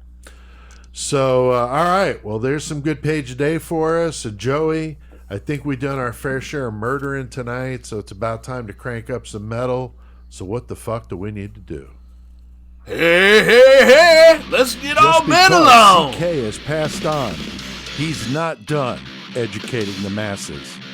CK will forever be the great metal motherfucker. We're here to stomp poser ass and eradicate the planet of their kind. CK has passed the torch to us, and we will forge the fuck on. In CK's name, we will bestow metal knowledge upon all of you. Fuck yeah, CK, the great metal motherfucker. And this segment is always dedicated to him. He's here keeping the studio as CCK, Cardboard CK. Keep those poser geists away. Fuck throwing yeah, brother. up the horns. What up? He's always there throwing up the horns, man. So loving Fuck it. Yeah. Well, that's why we do the metal segment this way, because since he's been gone, we rotate it and pass the horns, literally, goat horns. And Joey, you had it last time, or I had it last time. I'm sorry. Last time, yeah. I'm passing the horns to Chris. I love the horns. I'm going to fucking shove them in my brony nipples. There's only 2 horns over here, so I'm not sure if one of the horns fell to the floor, but you've got 2 goat horns there, Chris. Yeah. And because you got the horns, that means you get to pick what we talk about. Yeah, and this week I decided on the spur of the moment, just because I was listening to him the other day, because anybody who listens knows that last week I was like, oh shit. It's my turn next week. Fuck. So I decided to do a band which randomly happened to be from goddamn Australia. Genius. You're a genius. Like, it's so fucked up. It's weird that happened. Yeah. But I decided to do a band called King Parrot. Now, King Parrot is a fucking grindcore band from Melbourne, Australia. Hell yeah. That formed in 2010. The original lineup was Matt Young on vocals. You had Ed Lacey and Ari White on guitars. Slats Everyday. Your name's Everyday. That's weird. Like I thought that was weird, but and his name's Slats. Slatts. Slats. Slats Everyday doing fucking bass. I wonder if he's friends with Stax Edwards. Dude, I just read the part about Stax in the fucking book. It was great. Yeah. Yes. But and then there was Matt Rizzo on fucking drums. So in 2011, like I said, they formed in 2010. 2011, they released their first EP, which is called, I love this, The Stench of Hardcore Pub Trash. Oh, wow. Because you know the hardcore pub, the trash is going to smell like sweat, whiskey, vomit, beer, everything. So that's a fucking... That's something awesome. Not good. Yeah. And then in 2012 was their first full length. That album was called Bite Your Head Off. And I fucking think that's a great album title. Hell yeah. I'll bite your whole Gotta fucking love head that. off. Sounds like a Disney soundtrack. I mean, everything is, right? Yeah. Everything's Disney. Why not? Have you fucking seen Society? Everything's Disney or whatever. And then in 2015, they released their second full length called Dead Set. Now, they fucking recorded this album in fucking Phil Anselmo's studio in fucking Louisiana? Yeah, Louisiana. God damn, my brain went dumb for a second. House. Yeah, yeah. They recorded that down there, which I think is badass. They fucking came all the way from Melbourne, Australia to fucking Phil Anselmo shit in Louisiana to fucking record their fucking second full length, which is awesome. Now, that's about the time that we saw them, wasn't it? Yeah, sometime around then. I think around then, with Phil Anselmo and the Illegals. So like it was around that same time. At the Forge in Joliet. Yes, sir. Oh yeah, it's a good and then spot. In 2017, they put out their third full length, which is called Ugly Produce. And if you've ever been to some of the fucking grocery stores around, sometimes the produce can be kind of fucking ugly. Yeah, it can be if left out too long. Yeah. But yeah, they put that out, and then in 2020 was the last thing they released, is their second EP called Hold Up in the Lair. Now this is October of 2020, so I can only imagine it's called Hold Up in the Lair because of COVID. Like at that time, they're just like, fuck it, let's make some fucking songs the way everybody's doing songs. We'll just make our tracks and make some shit. Right. So like they got Hold Up in the EP, and they did lots of extensive tours, like with different fucking badass bands. Some of them like great. Like I said, they did previous to 2020, whatever. They did the Phil and the Illegals. They also did some with Superjoint, fucking Devil Driver. They also toured out with Obituary. They toured out with Carcass. They toured out with Die Hard as Murder. Fucking like they went out and doing their things. And that's great. If you guys haven't heard these guys, go check out some of their videos. Like the song that we're gonna play for the bumper music, fucking Shit on the Liver. The video is fucking just insane. That's cool. The fucking videos they have for like one of my other favorite songs is 10 pounds of shit in a 5-pound bag. Fucking great. I fucking love it, dude. Fucking awesome. Piss Wreck, another great fucking song. Fucking like they're just an amazing band to me. They're heavy as fuck. They don't give a fuck because they're Australian. They don't give a shit. And I'm telling you, there are so many great Australian bands, but Melbourne especially, in Malice's wake, there's some really good bands from Melbourne. So fuck yeah. And their current lineup is now everybody's got nicknames now. So like they still have fucking Matt Youngie Young on vocals. Okay. Youngie. And you got Ari Mr. White. on fucking guitar. You got he didn't need a nickname because his name is Slats Every Day. But don't need a nickname. That's your name. No offense, bro, if you hear it, but right, you don't need a nickname. Love it. Yeah. But he's on bass and backing vocals, and we got Andrew Squiz, Livingston Squires on guitar as well, and we got Todd Toddy Hansen on drums. So you got Matt Youngie Young and Todd Toddy Hansen. Wow. Like, okay. You guys worked real hard on those, didn't you? Yeah. Wow. That's interesting. But yeah, that's no, hilarious. fucking King Parrot, dude, check them out. They're heavy as shit, man. They're fucking. I was surprised they're because I had no idea what they even sounded like, but I'd heard of them before, and then when I listened, I'm like, oh, okay, I had no idea. And like me and Joey were just saying, well, him, and Michael went to the Forge in Joliet for a super joint. They were playing, and I had never heard them before ever. And they Illegals. Oh, what did I say? Super joint. Oh shit, yeah. Philip H. Anselmo and the Illegals. Right. Sorry. But yeah, I had never heard of them, and when they fucking played that show, I was like, God damn, these guys are fucking dope, dude. And they're on Full Terror this year. That's right. Yes, and they are on Full Terror this year. So yeah, that's awesome, man. Check out fucking King Parrot. They're a great heavy band, dude. And their music content and whatever is kind of like, it's comedic, but but very heavy. And just check them out. Love it. Yeah. Excellent. And since it was my turn last week, this week I'm bringing in the Lost Classic guys. Going back, we mentioned this one here just the other day, or last week when we were doing Countess Bathory, the Venom album, Black Metal from 1982, their second album, huge, kind of defined the genre, which, they're not really black metal, but that name kind of. I'm going to take a Joey Cashman stance on this with my sarcophagi thing. I think you've used this as a Lost Classic before. I wouldn't doubt that I have. I wouldn't doubt that I have. But I wanted to mention it, and when we were doing Countess Bathory and we talked about that song from Venom, did not mention, and we have before, but it's been a while, the mask, our very first Sick Rick mask. Oh, yeah. The old Dominus, the black metal demon thing on the cover. Yep. The mask is so amazing, and so I'll try to remember to take a picture of that tonight. Posted one just not long ago.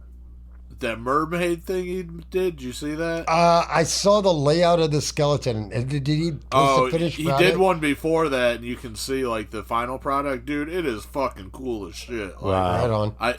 I almost thought about hitting him up and ordering one. I might. We'll see. So yeah, that's just such an iconic album. Kind of got me started on the heavier side of metal. So hell yeah. All right, what have we been listening to lately, Chris? Anything you want to mention? Some King Parrot? Obviously King Parrot, because that's what got me to do this segment tonight. Right. Excuse me. Beer. The shirt that you gave me, motherfucking Blood Red Throne. Yep. Also, I was fucking got home from work yesterday and was doing some cleaning out in the garage or whatever, and I put on some random shit. Nothing you're gonna like, Pete, but I fucking threw on the fucking Orgy Candy Ass album because I really think it's fucking good personally. Right. It's not fucking metal. It's not heavy. It's just something different. I enjoy it, but check it out. That's what I've been listening to. And podcasts here and there about, dude, I heard this podcast about this motherfucker. No, we need to do the fucking goddamn Lobster Boy. Holy shit. Oh, yeah, that is a crazy story. I think I've Holy seen something shit. on that. I think I've seen something on that. All right, Joey, what about you, man? There was a whole fucking, what's that fucking show? Never mind. All right, Joey, what about you, man? I was jamming I was going classic fucking. I listened to a shitload of Led Zeppelin. I was on a major Zeppelin kick for a while. That's cool. So I was fucking rocking out to that, and then I was listening to fucking Pink Floyd, Wish You Were Here. Fucking Pink Floyd's my favorite band of all time, so jamming them's fucking always fun sometimes. And then another band I was listening to that I ain't been listening to in a while, for a long time, but Spine Shank, dude, fucking yes, Height of Callousness, fucking Strictly Diesel, like those first two are so fucking good. Yep. That's cool. That's cool. Yeah, I've been listening to this band who played them earlier, Truth Corroded. The last album they put out a couple years ago, Bloodlands, is fucking badass. The ones before that, badass as well. They've been around for a bit, but they're an Australian band, as I mentioned. Enforced has a new album coming out, and it's called War Remains. And the single they put out is a song with Corpse Grinder on it. So that's Creeping Death. Creeping Death, the band Creeping Death, has an album coming out called Boundless Domain on June 15th. And they released a single they did with Corpse Grinder called Intestinal Rap. It's badass. Not rap, but W-R-A-P. Intestinal Rap. Like, gonna wrap you with your guts, motherfucker. Yeah, when I first saw that, I was like, did they do some kind of like Run DMC Aerosmith thing, you know? But no, it's not like that. But yeah, Creeping Death is badass. Enforced, that new album just came out, War Remains, just like a week ago. Venues, I wanted to mention this because, you know, I've been hearing a lot about it, but these venues getting mentioned by bands as, you know, they're wanting a piece of the merch. You don't get that. You don't get that as a venue. That's not your money. I only had that happen that I can remember once by a bar that wanted a percentage of what we made, and we negotiated it down pretty low, but it was, if I would have stuck my ground and said no, then they would have, the guy was a dick enough that he would have been just like, all right, then pack up and get the fuck out. So I think that's I only ran into it once. Joey, did you ever deal with it? Oh yeah, I've never really dealt with it personally myself, but I know shows that are like that, and I've seen shows that are like that, and it is kind of a bogus thing. But generally, if that's happening though, those bands already have a guarantee, which you don't always get with every venue either. So that's a good point, because like when we would play somewhere, if we didn't sell merch, we had no gas to get home, you know. So. Right, and you know, venues just have different ways of doing things. I've played places where, you know, you might get a cut of the bar. If you do really good about bringing people in the bar, they'll give you a cut of that. Right. I get that. They might run the door themselves, take a cut of the door, and then give you whatever's left. Right. Or they might let you just run it yourself. Right. You can keep it, door. Whatever you... Yeah. So it's, you know, there's different things, different places, but right. A lot of times the thing with the merch, too, where they're getting a percentage of the merch, most of that's going to be at least your sub to bigger bands and shows. Right. Because they're contracted out through merch companies, and that's how they deal with that all that kind of shit. makes sense. As an underground shit like you're paying your own cash money for this merch. I think it was rare for a venue and shit to actually like negotiate straight with a band to do that shit. Usually it's through booking agents and all that shit. Yeah. Right. Yeah, I just thought it was interesting. I just saw somebody else. Yeah, it's strange. Somebody else bitching about this, and I don't blame them. But I can also understand, you know, these venues took a hell of a beating during COVID, and a lot of them fucking probably ran fucking reserves dry as a bone to hang on. So, I mean, they're trying to make some of that back. I get it, but it just sucks. Now, Joey... hold on real fast. Speaking of taking a beating, the band Volvo Dino, I don't know, Volvo Divinia... Whatever that band is, it's a deathcore band. They're real fucking big. Okay. But they were all over. They got beat like by his fucking vocalist or the drummer. Yeah, they were all over the fucking the websites and shit, and fucking in the news and shit, because the vocalist got all fucking pissed off and beat the fuck out of the drummer. Like beat the shit. Did you see broke the his picture? nose. I did see a picture of that. Wow. And it's crazy just because how different it is the time that we're living in now, because as soon as that happened, there were motherfuckers dragging that dude, ready to cancel him.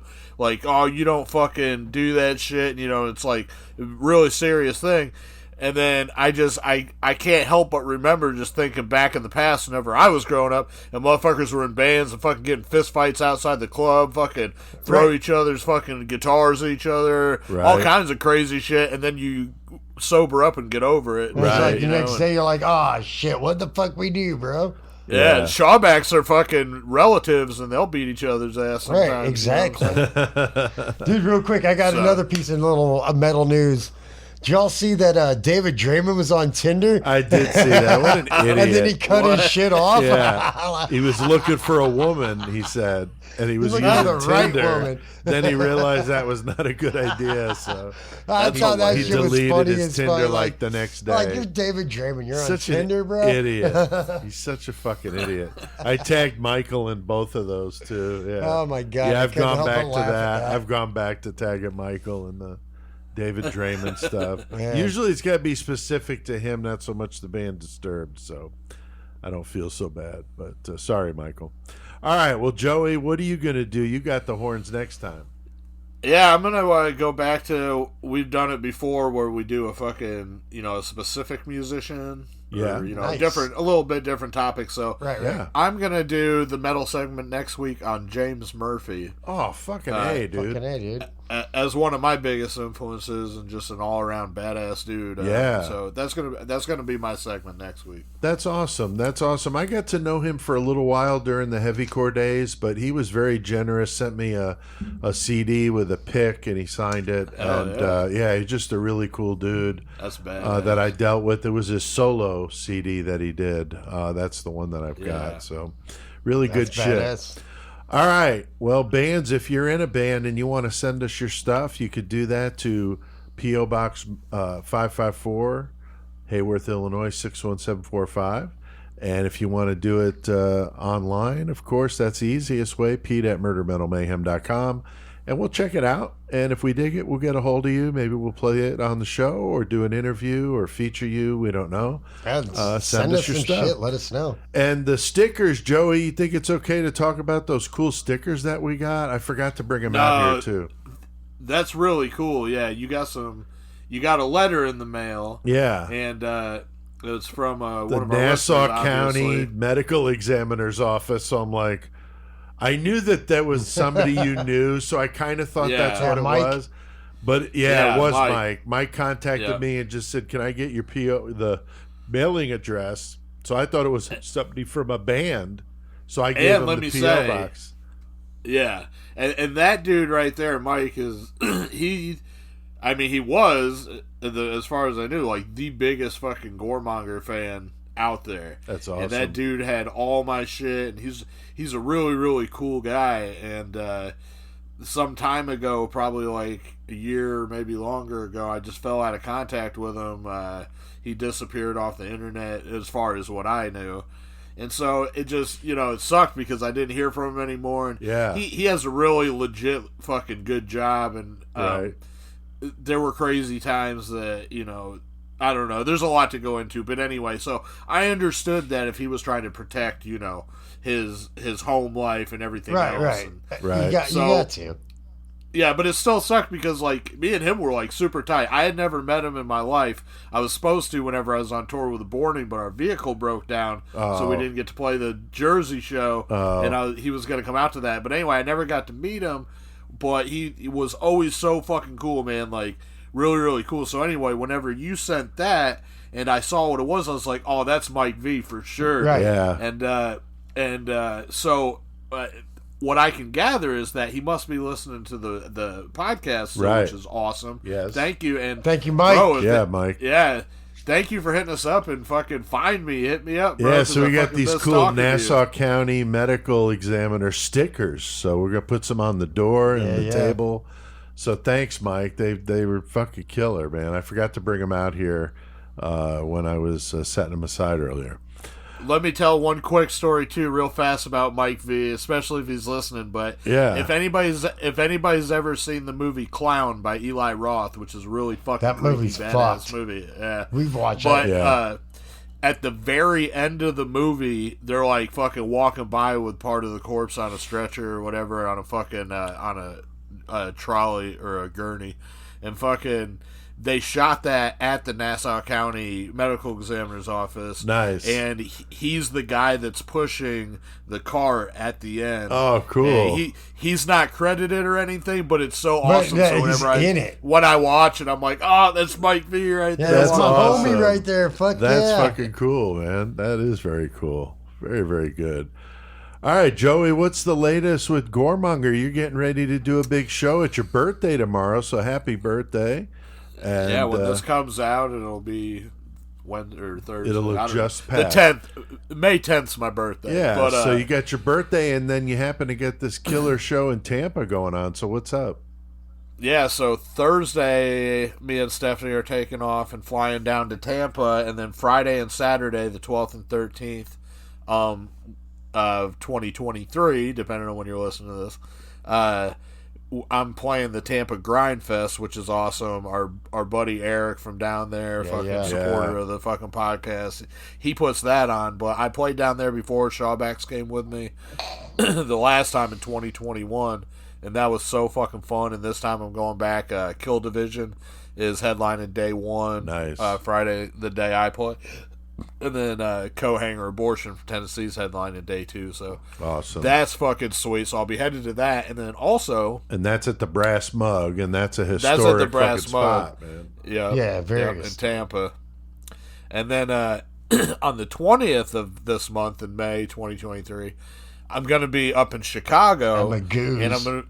Yeah, Magoo's, and I'm playing a show up there, a Goremonger show. Seen that. With fucking Syphilic. Yeah, Syphilic's headlining. Murder Complex. This is only the second fucking show he's played. Yep, and the Murder Complex is on it. Fucking Celestial Serpent's on it, and then Demagogue. So that's gonna be a fucking really killer time too. So that's two shows. God damn, I need to try to get up there for that. Awesome, dude. Yeah, it's good shit to put that out. So I'm glad we can do that.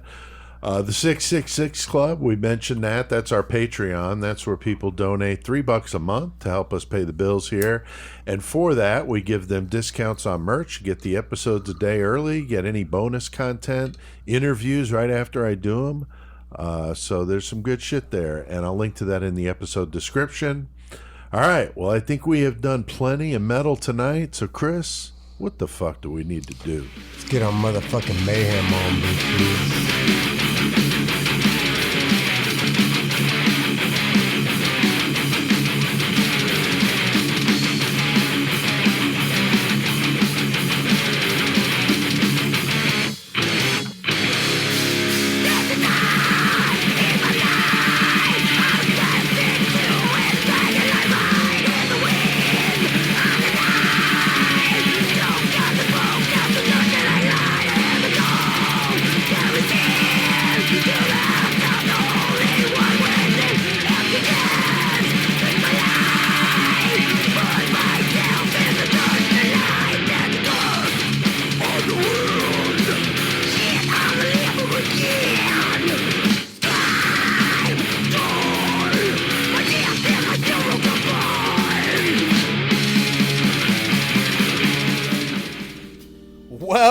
Well, ladies, it's that time of the year. Spring. It's just around the corner, and Mother's Day is nearly here again. You know Dr. Gein's Vagina Maintenance hasn't forgotten about your nasty cooter that's been dank and full of jizz stalagmites from a long, hard winter. No worries. We've got your butt crack here at Dr. Gein's Vagina Maintenance. Call us today at 800-STANK-ASS-VAG and let one of our cunt counselors get you set up with our spring cleaning special. That includes a 5-gallon bucket. That's a fucking deal right there. 5 gallons of our classic vagina butter and our new Gain scent. There's a Gain scented vagina butter. Is that fucking for real? Yes, we have it. You can come get it right here. Plus a tube of the Stalagmite Crusher Cream. 4 of our car air fresheners for those nights when you're having some fun on the go and you don't want to scare them off of that night at the wharf. You know what I'm talking about. The fish from your crotch coming out while you're sitting there. The dude wants to vomit. Not gonna fuck you. Might let you give him a hand job, but probably not. Get the air fresheners. So whenever our special Dr. Gein's deodorant towel is there to clean up when you're done, you know that you've been having a good night. You get all of this. Don't ruin the mood with your foul nastiness ever again. You know Dr. Gein's Vagina Maintenance has cared for your pussy since 1957. God damn. Dr. Gein's Vagina Maintenance. Gotta love that commercial. You gotta clean that coochie out, bro. You do. And it's Mother's Day coming up. So that's we had to play that. And before that, some King Parrot, Fucking Chris. King Parrot shit on the liver, man. Shit on a liver. Oh my God, I love Brutal. King Parrot, Man, that man. singer is fucking insane, man. That dude is just fucking all over the place. Dude. Fucking craziness. Good job on that feature, Chris, on King Parrot. Like I said, it was short, dude. Like, Hey, it was. There's not a whole lot going on. I gave the layout of how the band rolled out. But yeah, no, that's cool. yeah, Hopefully people dig it, want to check it out. All right, now Mayhem stories. We have, this is a section of the show that we talk about just various crazy things that have happened. I had kind of a short story that was inspired by an event that happened to me today. I was eating lunch and I had to sneeze. So I was trying not to like snot everywhere, make a mess. And I didn't. It wasn't nearly as bad as I thought it was going to be. But it was, pretty explosive. I mean, you're fucking sneezing and you're eating at the same time. And there was not much I could do. I put a paper towel over my face and it just fucking launched. and it wasn't like crazy, but it reminded me of a funny story, the futility of it. Like the moment before it happened when I knew that this is not an appropriate thing to cover what's about ready to happen. Right. But that's all I had, so I was like, whatever, But it reminded me of a funny story of back when I was in high school. We used to, this buddy of mine, his dad was a salesman for 3M, so he was gone all the time. So he basically lived in this nice house by himself. Oh, his mom was with his parents were split. He lived with his dad. You didn't bang his mom? No. All right. So we're having this party, we're drinking, and we're playing quarters or something like that. And this guy that was a year older than us had never been there before. And the guy whose house it was, he's like telling him, like, don't fucking puke in the house. Like, if you need to puke, like, go outside, like, don't even go in the bathroom. Just fucking get out of the house and do it at wherever. Right. So anyway, we're sitting there playing quarters or whatever we were doing, and this guy's getting fucked up, like really fucked up. And he stands up and he's like all like teetering, like he's gonna fall, and then he makes a run for the door. And all we could hear, because it was out of eyesight, we heard the screen door like open, like he must have like literally like ran into it and slammed it open. It's fucking fun. And then we heard a huge splash as if you took a 55-gallon drum of puke and dumped it. It was a fucking nice patio, like a stone patio, like $high shit. Fucking puked all over it. So he didn't make it quite outside. He was kind of outside. It wasn't on the floor in the house. If you argued the case, right? But anyway, what was hilarious was that he came, because all we heard was the splash. So we knew that where he puked. So we couldn't see him, though. So then he comes in and he's like literally covered in vomit. Puke, like as if he was like slaughtered fucking 50 people and he was covered in blood. Instead, this is fucking vomit. And he holds his hands up and he goes, I tried to catch it. Dude, bro, all right. So that's what made me think of it when I was ready to sneeze and I knew that the paper towel was not sufficient. Right. It made me think of this dude Max and fucking throwing up and trying to catch it. I tried to, and it was fucking everywhere. Your hands so together disgusting. are not a bowl.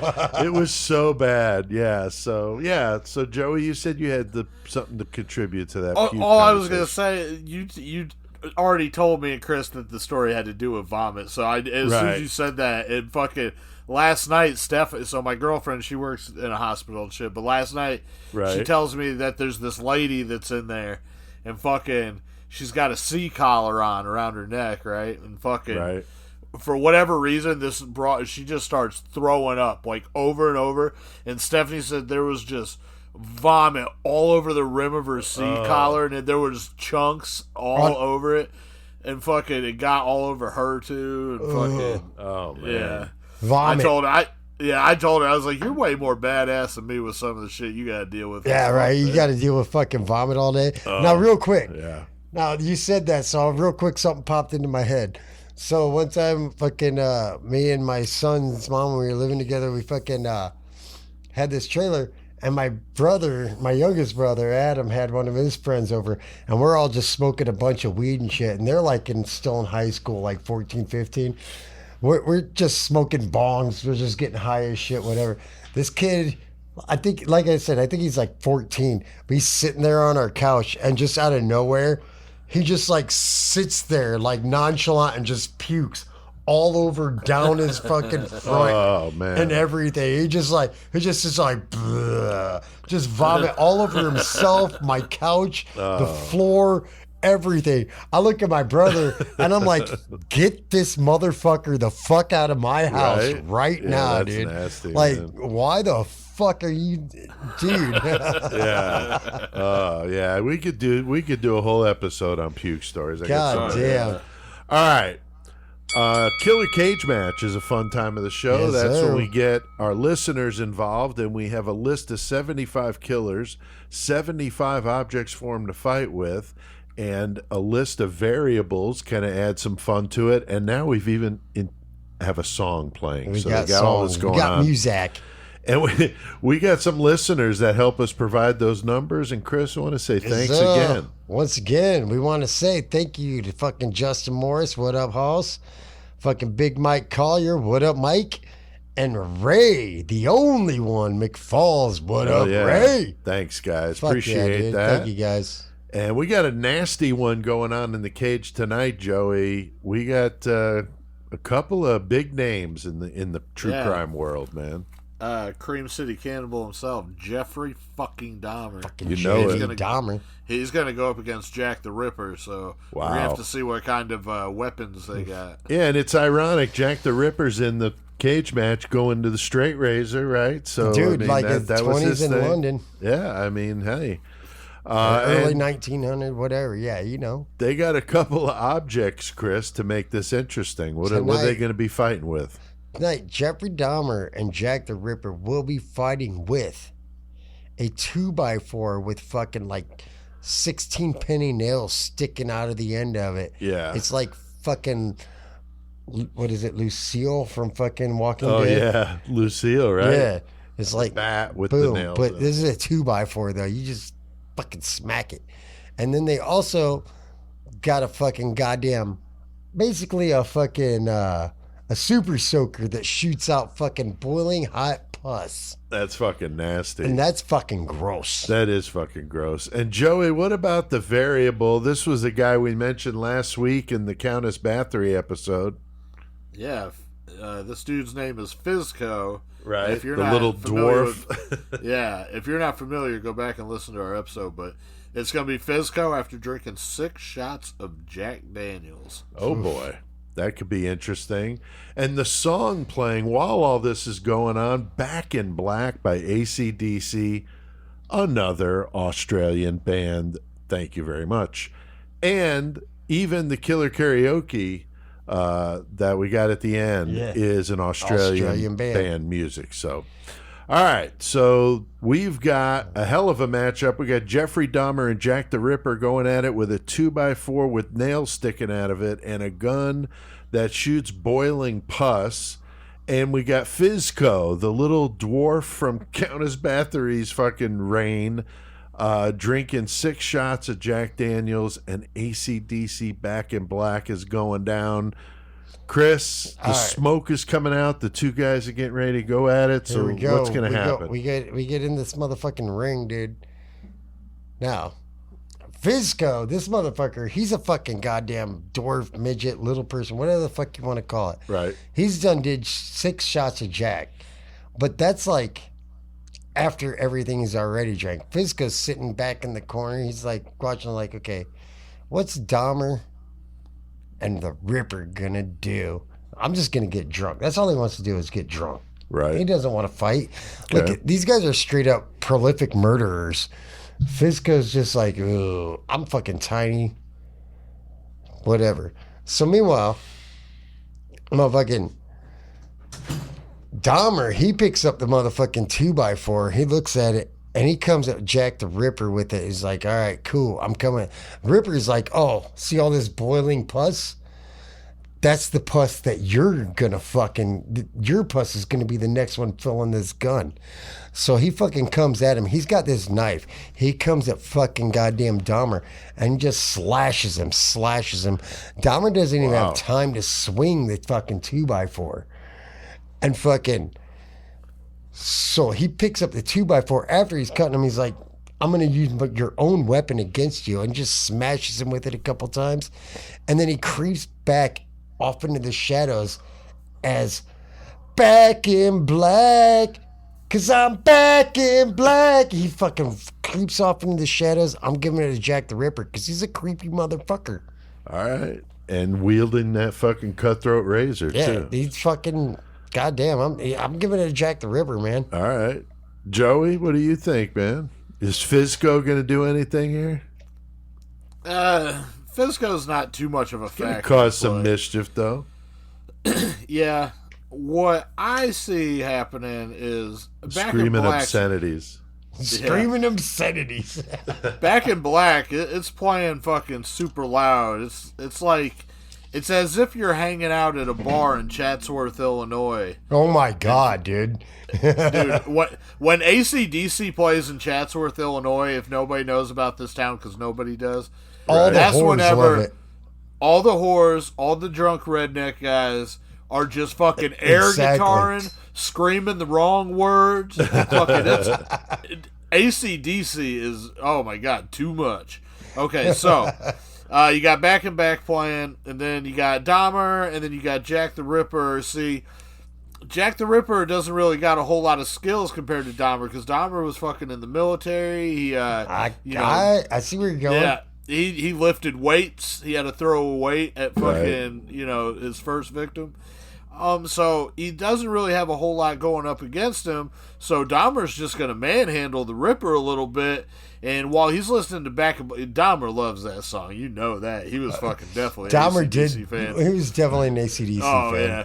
But while all that's going on, man, he fucking grabs that 2x4 and he fucking uses it to fucking take one of them nails and puncture holes into fucking Jack the Ripper's head. Oh, and then he takes that gun with the boiling hot pus. No. And he I like what you just did, bro. Fills the holes with the boiling pus. He's trying to fucking lobotomize him. Yeah, and Back in Black's just playing and just playing. Jamming. He's fucking loving it. And he's got him a new victim, and fucking he's looking over at Fizco too, like he's kind of cute too. But first off, I got this Jack the Ripper. I think Fizco would be air guitar and like the Angus Young fucking solo and shit. But then fucking, so Dahmer starts feeling up on fucking Jack the Ripper because he wants to get sexualized with him and shit. And then all of a sudden he fucking feels in between the legs and his fucking hand starts going in this gushy ass spot. And you realize this is a fucking female. Jack the Ripper? Holy shit, who is this? He unmasked Jack the Ripper like the Scooby-Doo show. And who the fuck is it? It was the fucking Queen of England was the killer the whole fucking time. Oh my God. Wow. And so that mystery is solved. Dahmer, he has no interest in this corpse anymore because it has fucking the wrong genitalia. It's got vagina and titties and shit. So he goes over and gets Fizco. No, but he's got this midget fucking weirdo named Fizco, and he's fucking ready to take pictures for Dahmer. He's like, you want to take pictures of me? Go ahead, motherfucker. Yeah. So Dahmer, with his win and the trophy from the Killer Cage match, leaves with Fizco as his real prize. He's stoked. Nice. All right, man. Fuck yeah. Nice. I like how match. you did that. Fuck yeah, Always dude. fun. Always fun. Killer Love Cage how you match. did that, brother. All right. I wanted to mention I'm putting the final touches on my next book, Creation of Chaos 4, a collection of short stories. Sifting through some of my old writing, I sent this to you guys because I was just dying at some of these things, but Oh, yeah. I was going awesome. back because I'm putting together a section of the book that I'm calling Into the Vault. And I'm going into my stuff from when I was 15 and 16. And one of the stories I'm going to use is called The Executioner, and it's basically a Saw movie. It is brutal as fuck. Pete was telling me about it. Brains flying, like chunks of skulls, like brutal shit. And I was doing this in 1982, and it's in my handwriting in cursive. All right. It's hilarious. So just so the listeners know, Courtney and my youngest daughter just walked in here. Right. I'm just curious what it would be like if Lily turned in a story talking about Oh my God, murder and brains flying and everywhere. She'd be in front of a police officer real quick and be hushed away because that shit doesn't fly now. But back in the day, like I was passing this around the class, and I put together these short story collections, and I came up with names like Deck the Halls with Pints of Blood. I did a Christmas special, you know. And, I was still doing, so it's just funny. I'm putting together Creation of Chaos 4, and I'm thinking, like, I've been doing this shit for so fucking long, but it's just taken different shapes. But these books were pretty funny. I did the artwork, had 666 on them. It's like skulls draw, blood, like a hatchet into a skull with blood and 666 on these like children's blocks. Imagine sending that into your child, taking that to school. Oh right my now. God! These teachers would be like, I know. "Oh my God!" I know, it's crazy. And then another story I'm using is when I was 23. I wrote a story that I thought was cool, just to show the progression from 15 to 23. Right. So that'll be in there. That's going to be cool. And if you want to pick up any of my books, you can do that at PeteAltieri.com. I'll link to that in the episode description. And I got some free samples on there. You can take a look before you buy, and I sign all the books. You get a free bookmark and poster with each book that you buy. Go to the Murder Metal Mayhem website. That's murdermetalmayhem.com. Check us out. Yeah, we get that store on there, Chris. All our merch is on there. Fucking couple different shirts, die-cut we're stickers. almost out of the originals. Yeah, almost. We got a few larges, I think, left. The website's accurate, so you can order from there. It's got a shopping cart, so you can buy a few different things. And my books and Murder Metal Mayhem are in the same store, so you can buy either and put it all in the cart. On the same cart, yeah. And it'll all go out together. The YouTube channel, go check us out on YouTube, Murder Metal Mayhem. If you want to watch the video of here, doing fake commercials, there's Joey's doing Goremonger here for the first band we had in the studio. All kinds of funny stuff we've done, band interviews. The Mick interview will not be on video because Mick's identity is concealed. Is concealed, but the audio will be, I said, last Friday of the month.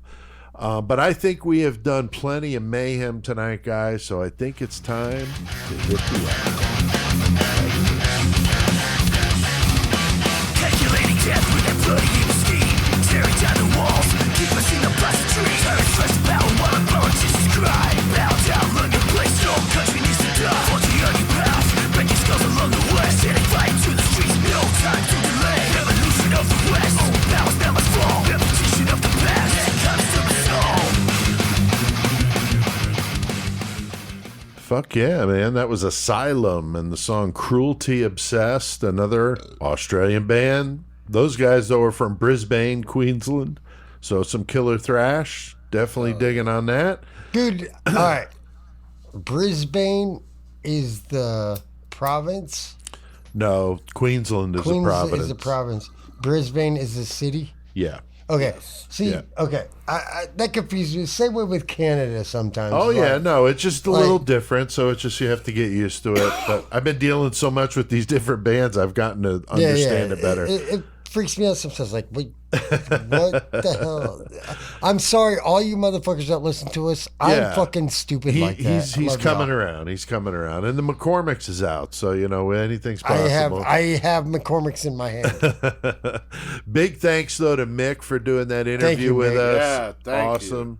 And always great to have him on and doing the podcast with us and bringing some badass credibility to it, because when you could have somebody that's business. from the area, when it's fucking way on the other side of the world, overseas, whatever, and you can talk to somebody like that. Yeah, it's so makes cool. everything so much better when you got perspective from that area. Yeah, and you know, we shit. have to coordinate it where, you know, they're 15 hours usually ahead of us, so we do it on Saturday afternoon for me, is Sunday morning for him, and it works. But yeah, those interviews are always interesting when you're doing Australian stuff. So thank you, Mick, though, for doing that. You, Mick. Bumper music tonight, Joey. What did we play?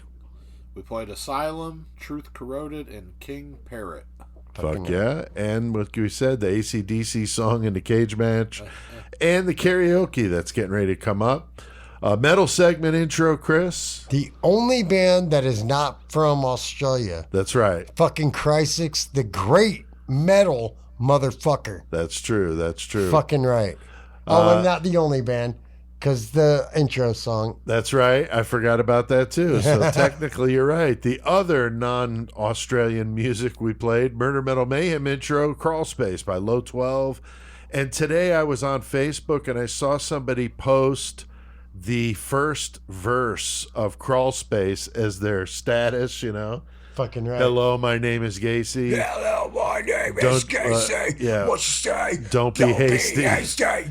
If you're good, I'll let you see where I hit the 33. So then people started commenting and continuing the verses as it went on, and it was cool as fuck. I used to do that a lot of times. I would just text somebody the first line to a song sometimes and see if they put the next line to the song. Yeah, no, and they were like, doing it. It was cool. And when it was my turn, it was the last line of that section, which is, I'm the guy who lives next door and buries bodies under my the floor. Fucking right. And it was like so cool that it was my turn to do that, and it was the last line. That's so fucking it was fucking good. cool as hell. So thanks, guys. That All was y'all great. Bob motherfuckers. over there near Champaign, good dude. All y'all motherfuckers be out here fucking from killing the old it, dude. Skeptic days, that great death metal band from the Champaign area, just killer. So that was cool, and we're going to thank all you guys out there listening. We keep seeing the big numbers coming in, and we do appreciate it. And we get some comments here we want to read. Chris, what about that first one? The first one's tag name is Gamma Ray Bitches. Yep. Says that was a great episode you guys did on Elizabeth Bathory. Jeff is a fun guest to have on. I knew about her story, but not like you guys explained it. It's so good. Horns High from Hartford. Hell yeah. Coming from Connecticut. Hartford, Connecticut. Very cool. Thanks, Fuck Gamma Ray Bitches. Thanks, Gamma Ray Bitches. Hell yeah. Joey, what about that next one, dude? The second one is Raiders Rule 666. Said, I'm a Raiders loyal suck. listener. I'm a loyal listener in Vegas for the past 2 years. You guys are the fucking best. Love the mix of murder and mayhem. It's fucking perfect. Don't change. Awesome. Saying Thanks, Raiders suck. Rule. I am a Bears fan, but the Bears the guys terrible. are the person is from Las Vegas, so I get it. The Raiders are now in Las Vegas, so who knows? All right, the third one, Billy from Oz comments, I love the killer cage matches you guys do every week. It's hilarious. Please don't stop doing that. My mates and I listen in Melbourne every week. So hell yeah, Billy. That was fucking awesome. Billy from Ounce.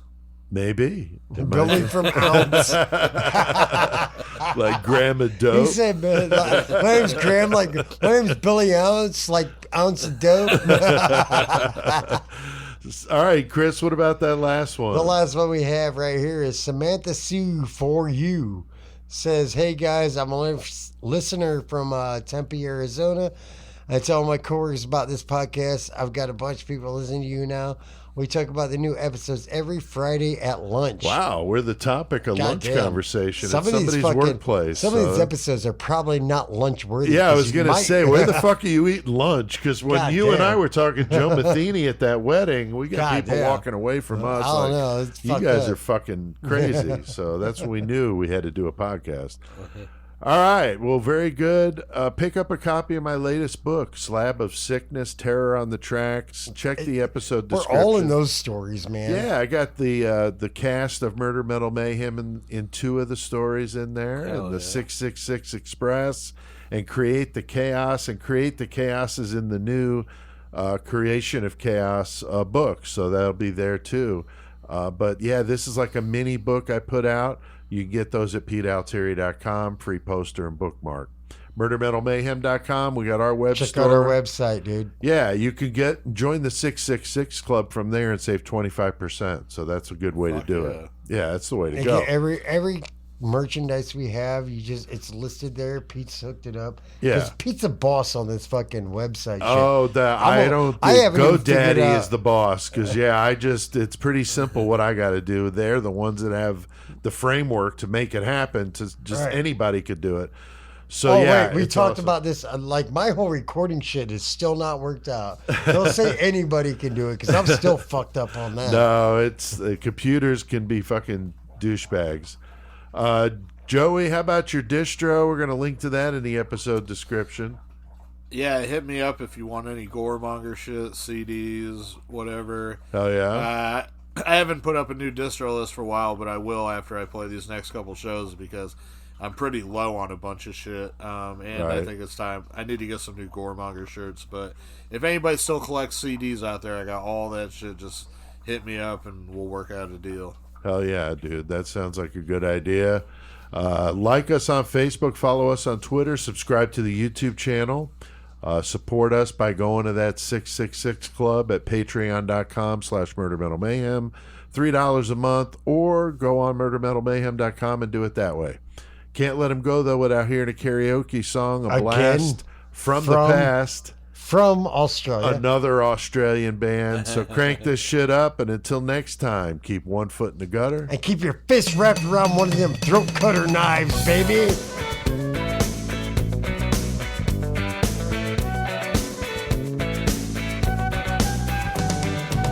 Trembling at a fried out combi on a hippie trail and full of zombies. I met a strange lady. She made me nervous. She took me in and gave me breakfast. And she said, do you come from the land down under? Where women glow and men plunder. Get your heel, the doctor. You better run, you better take cover. Yeah.